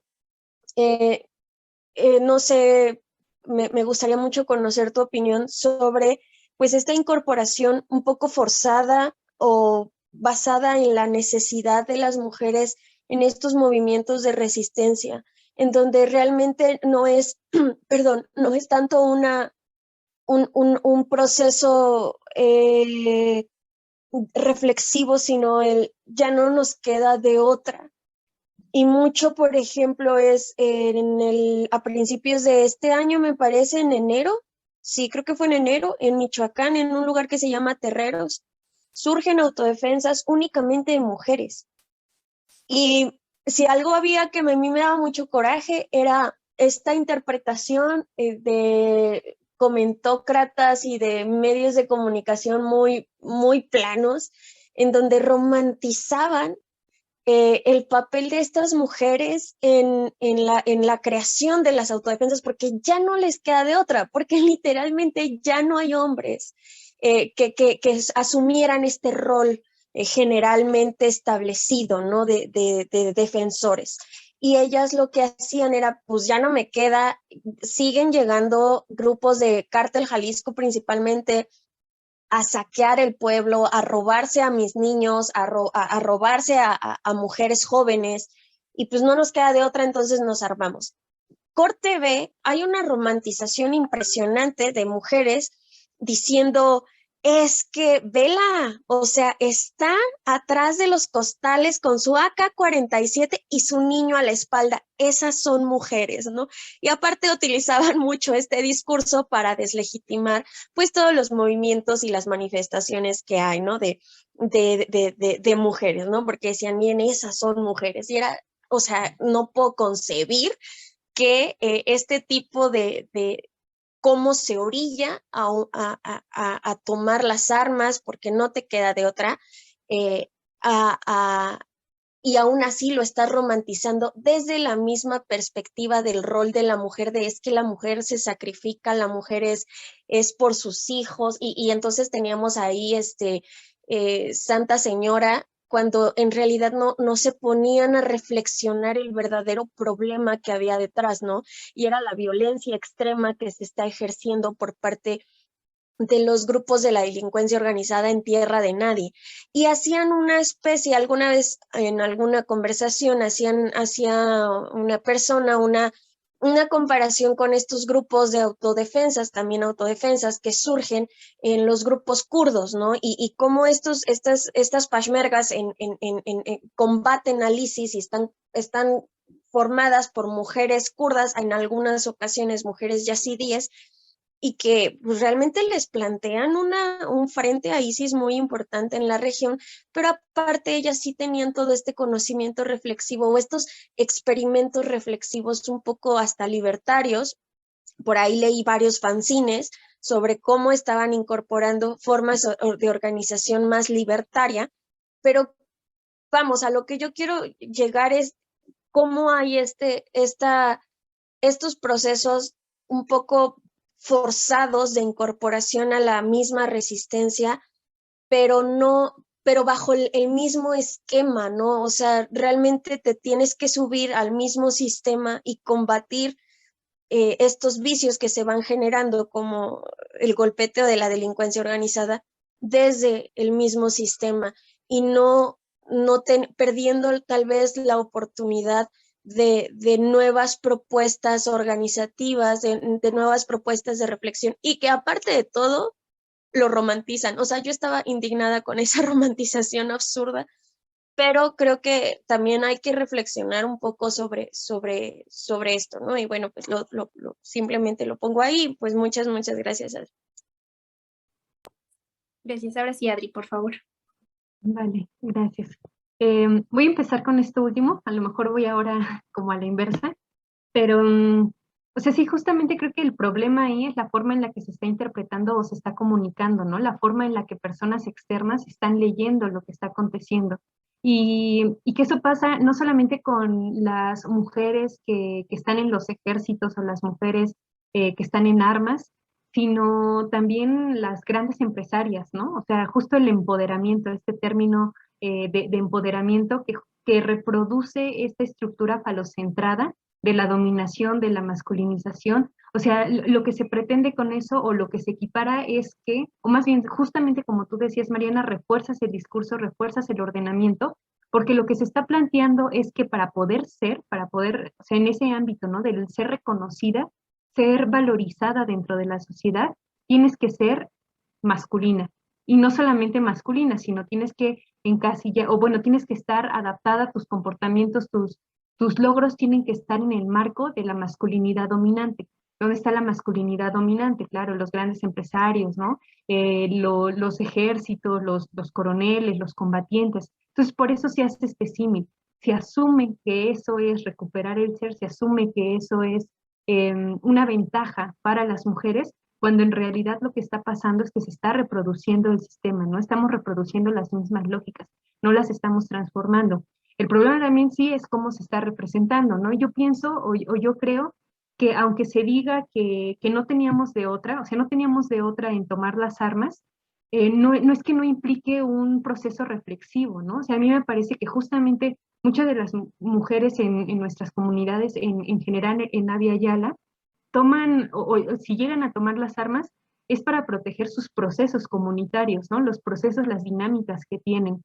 Entonces, las autodefensas y ahora unas autodefensas centradas en las mujeres es una necesidad en ese momento, pero para proteger, para garantizar la vida, ¿no? La reproducción comunitaria que tienen. Digo, no sé, quizá tendríamos que analizar casos particulares, pero me parece que en la mayoría de los casos, ya cuando se llega a ese punto, o sea, sí no es que se vea o no es que se piense que el tomar las armas te va a brindar poder, sino que es la forma de poder proteger lo que estás construyendo, ¿no? No de construir algo diferente basado en lo militar, sino de proteger justamente lo que estás viviendo. Porque ¿cómo confrontas a transnacionales? ¿Cómo confrontas al crimen organizado, no? ¿Con qué llegan estas instancias? O sea, no llegan de buena voluntad o no llegan solamente con unos palos, ¿no? Entonces, ¿cómo le haces para proteger esa estructura, esa organización? Pero coincido, ¿no? O sea, hacer esta romantización no nos ayuda o no contribuye a cambiar los órdenes, sino a reproducir los sistemas. Voy a cerrar con el planteamiento de Verónica porque sí es complicado, ¿no? Pensar justamente en las alternativas. Insisto, ¿no? Yo nos invitaría a que sigamos reflexionando esto, a pensarlo de manera colectiva, pero ahorita recupero algunas ideas. Sobre los privilegios que nos señalaba Nora Hilda, ¿no? Creo que el problema con esta cuestión de los privilegios, o sea, a mí me parece que tenemos que reconocer y asumir los privilegios que tenemos, pero no para hacer una competencia, ni de privilegios ni de opresiones, ¿no? El problema, creo, es que muchas veces se hace esto, o sea, a mí no me parece que sea tan adecuado poner estas dos imágenes y decir quién está más oprimido, ¿no? Porque tendríamos que ver las historias particulares, los contextos particulares de esas personas y entender entonces las diferentes opresiones que viven en sus contextos históricos, temporales, particulares. Entonces, no se trata de generar, creo que también a lo mejor esa de ver, clasificar quién es más, quién es menos, sigue siendo bajo la lógica productiva del capitalismo, ¿no? Porque nos han enseñado a hacer más. Entonces, si ahora lo que se están discutiendo son las opresiones, pues tengo que tener más opresiones para yo poder hablar, porque así puedo omitir, ¿no? Los comentarios de las y los demás, pero de nuevo entonces no estamos construyendo, ¿no? No estamos generando diálogos, lo que se generan es más distensiones, porque justamente reificamos más esas formas. Entonces, desde mi perspectiva, estos enfoques de la interseccionalidad, por ejemplo, sí son necesarios y sí es importante reconocer los privilegios, pero no como en un sentido de competencia, sino para identificar esas estructuras que favorecen las opresiones y generar alternativas para poder generar cambios, ¿no? Yo es lo que diría un poco al respecto de eso, Nora. Y, y bueno, Irving señalaba, ¿no? Los comunes. Sí, probablemente justo desde la perspectiva de entender cómo es la apropiación de los comunes de Estados Unidos es desde un enfoque global, pero que se baja, ¿no? O sea, no es nada más el ocupar los mares por ocupar los mares, sino que de pronto hay cierta funcionalidad en lo local de ocupar esos mares. Pero sí es cierto, el planteamiento se piensa más justo de lo macro, ¿no? Y de lo macro es cómo generas los cambios, cómo reestructuras eso micro, que al final se vincula de nuevo con lo macro, ¿no? Estableciendo como este sistema universal. Pero el problema, al menos en el continente africano, es que este discurso de los comunes no solamente ha sido llevado como por los enfoques, bueno, es que no sé cómo decirlo, ¿no? Pero no solamente ha sido justificado tras la ocupación militar, o sea, hay militarización, pero la justificación que se hace es que se tiene que ocupar un territorio en lo local, un común en lo local, que puede ser un bosque, por ejemplo, ¿no? Un bosque en República Democrática del Congo, porque tiene que ser protegido, porque es un común, porque es uno de los pulmones más importantes para el mundo, ¿no? Para poder hacer, bueno, para poder contener pues las consecuencias de las emisiones de CO2. Entonces, ese común tiene que ser protegido y se militariza. Y esto además es fortalecido por los discursos de organismos financieros internacionales. Entonces, creo que la estrategia sí se plantea mucho más en lo global, pero sí hay ejemplos, al menos me parece a mí, desde lo local, de esta forma de dominación, ¿no? Que reproduce justamente las lógicas hegemónicas. Y por otro lado, o sea, sí me parece que podría ser importante esa recuperación de lo local, pero articulado también, ¿no? Como en diálogo, como en contexto, porque si simplemente son recuperaciones locales sin articulación, pues no vamos a generar realmente una transformación. O sea, sí necesitamos el ejemplo, ¿no? Que hacen con las hormigas, o sea, muchas hormiguitas pueden cargar un elefante, pero si son poquitas hormiguitas, pues seguramente el elefante las puede pisar bien fácilmente, ¿no? Entonces, más bien, ¿cómo vamos tejiendo esas pequeñas propuestas en lo local? Que me parece que es lo más viable también, ¿no? Ir trabajando en lo local y después ver cómo generamos estos tejidos, estos vínculos, y pues sí, ya pensar quizá en una transformación más en las dinámicas globales. Y les digo, de pronto sí estoy muy optimista y pienso que se puede hacer, y de pronto soy muy pesimista y digo, híjole, es que, ¿cómo le haces para que las grandes corporaciones se unan, ¿no? Como a todo esto, o sea, ¿cómo luchas contra ese 1% del 1%, ¿no? Por más que lo intentemos, que nos organicemos, ¿cómo generar realmente esa solidaridad, ¿no? ¿Cómo no generar esas distensiones? A mí se me hace de pronto bien complicado, pero creo que sí, creo que desde lo local se podría generar una estructuración para las dinámicas globales. Los adiestramientos que señalaba también la profesora Laura, me parecen relevantes porque incluso en la estructura o en la forma en la que se configuran nuestros cuerpos, ¿no? No solamente o sea, los juguetes que nos condicionan a realizar ciertas prácticas, sino esta idea que se tiene de que los cuerpos femeninos siempre son menos fuertes que los masculinos. Un hombre siempre va a ser más fuerte que tú, ¿no? Eso se nos dice. Incluso si ustedes van a cursos de defensa personal, les enseñan como la maña, entre comillas, ¿no? Les dicen, no, pues tiene que ser como la estrategia porque no le vas a ganar en fuerza. Y hay un grupo, el Comando Colibrí, a lo mejor algunas de ustedes lo conocen, pero ellas plantean que esa fuerza también es parte de ese adiestramiento que señalaba la profesora Laura, ¿no? Porque de niñas, cuando somos más pequeñas, ¿qué se nos pide? No, pues que estemos sentaditas, que estemos quietecitas, ¿no? Porque se nos pone el vestido y entonces pues vas a estar enseñando los calzones, entonces siéntate, no estés brincando, no estés corriendo. Y los niños pueden hacer lo que quieran, ¿no? Brincar, saltar, o sea, todo. ¿Cómo fortalecemos los músculos cuando somos niñas y niños? Hay un condicionamiento en esa fortaleza que se va generando. Y bueno, alternativas, como muy a bote pronto, ¿no? Tendríamos que construirlas, pero lo comunitario, dialogar, me parece que es importante la escucha. No solamente, de pronto actuamos desde la imposición, la escucha, tejer esos diálogos, conocer y dialogar con esas alternativas que ya se han construido y ver cómo lo podrías hacer tú también en tus espacios, ¿no? O sea, cómo podrías recuperar algunos de esos enfoques en tus espacios, con tus comunidades, con tus grupos, pero bueno, alternativas tienen que haber muchísimas, tienen que ser diferentes, justamente como dicen los zapatistas, ¿no? Tiene que ser un mundo donde quepan muchos mundos. Entonces, esas son algunas pistas que yo señalaría. Lo común, el no construir al otro y a la otra a partir de la negación y del rechazo, sino justo desde cómo se puede dar la interacción, el diálogo, etcétera, ¿no? Los planteamientos no se pueden dar a partir de la violencia. Es decir, las voces son válidas, pero creo que también decir que todas las voces son válidas de pronto puede ser problemático, ¿no? Una voz que está promoviendo la violencia en contra de ciertos sectores poblacionales en particular, es una voz que no tendría que ser reconocida porque no está garantizando el respeto y el diálogo comunitario, ¿no? Sino que busca la imposición, sino que busca reproducirse a partir de la violencia. Quizá también dentro de los planteamientos de los feminismos indígenas comunitarios, poner en el centro los sentires, ¿no? No rechazarlos, no dejarlos de lado, no pensar únicamente que lo racional es lo único válido, sino recuperar esos sentires y dialogar con esos sentires. Pero bueno, no sé, de nuevo, nos invito a que sigamos construyendo esas alternativas, a que las pensemos y pues ya que sería. Muy bien, Adri, muchas gracias. Muchas gracias a todos y todas por sus participaciones y comentarios. Ya nada más por último le voy a dar la palabra a nuestra responsable del proyecto. Por favor, doctora Zabaleta.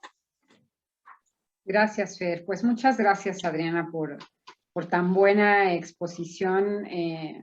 Estos espacios yo los valoro, los aprecio mucho porque, como saben, el objetivo del seminario pues es construir discusiones colectivas desde las visiones, desde los puntos de vista, desde los puntos de enunciación de quienes trabajamos en este proyecto PAPIT sobre temas relacionados con la seguridad, con la militarización. Y sin duda el tema que hoy Adriana puso en la mesa pues hace mucho sentido a lo que hacemos dentro del proyecto.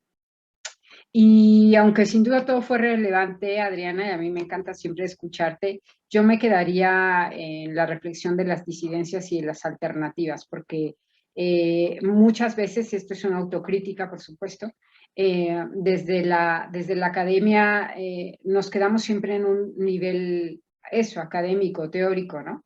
Que a estas alturas y considerando el caos que hay alrededor de nosotras y nosotros, se queda completamente rebasado porque no podemos tampoco trascender más allá, ¿no? Y creo que este tipo de discusiones ayudan, pero sin duda me quedo con esto que dices con esta pregunta creo yo clave que también suelo hacer sobre todo a las y los estudiantes en las clases de la UNAM, ¿no? ¿Qué tanto estamos dispuestas o dispuestos a ceder, a perder, a dejar, a cambiar, a transformar, a deconstruir y a construir desde cero para también ser congruentes en nuestra manera de pensar, en lo que decimos, pero también llevarlo a la práctica, ¿no? Porque es muy complicado, o sea, bien o mal, nacimos en un mundo establecido, con normas establecidas, con una dinámica económica, política, por supuesto con una imposición cultural muy determinada, y eso nos determina también, y es muy difícil visibilizar aquello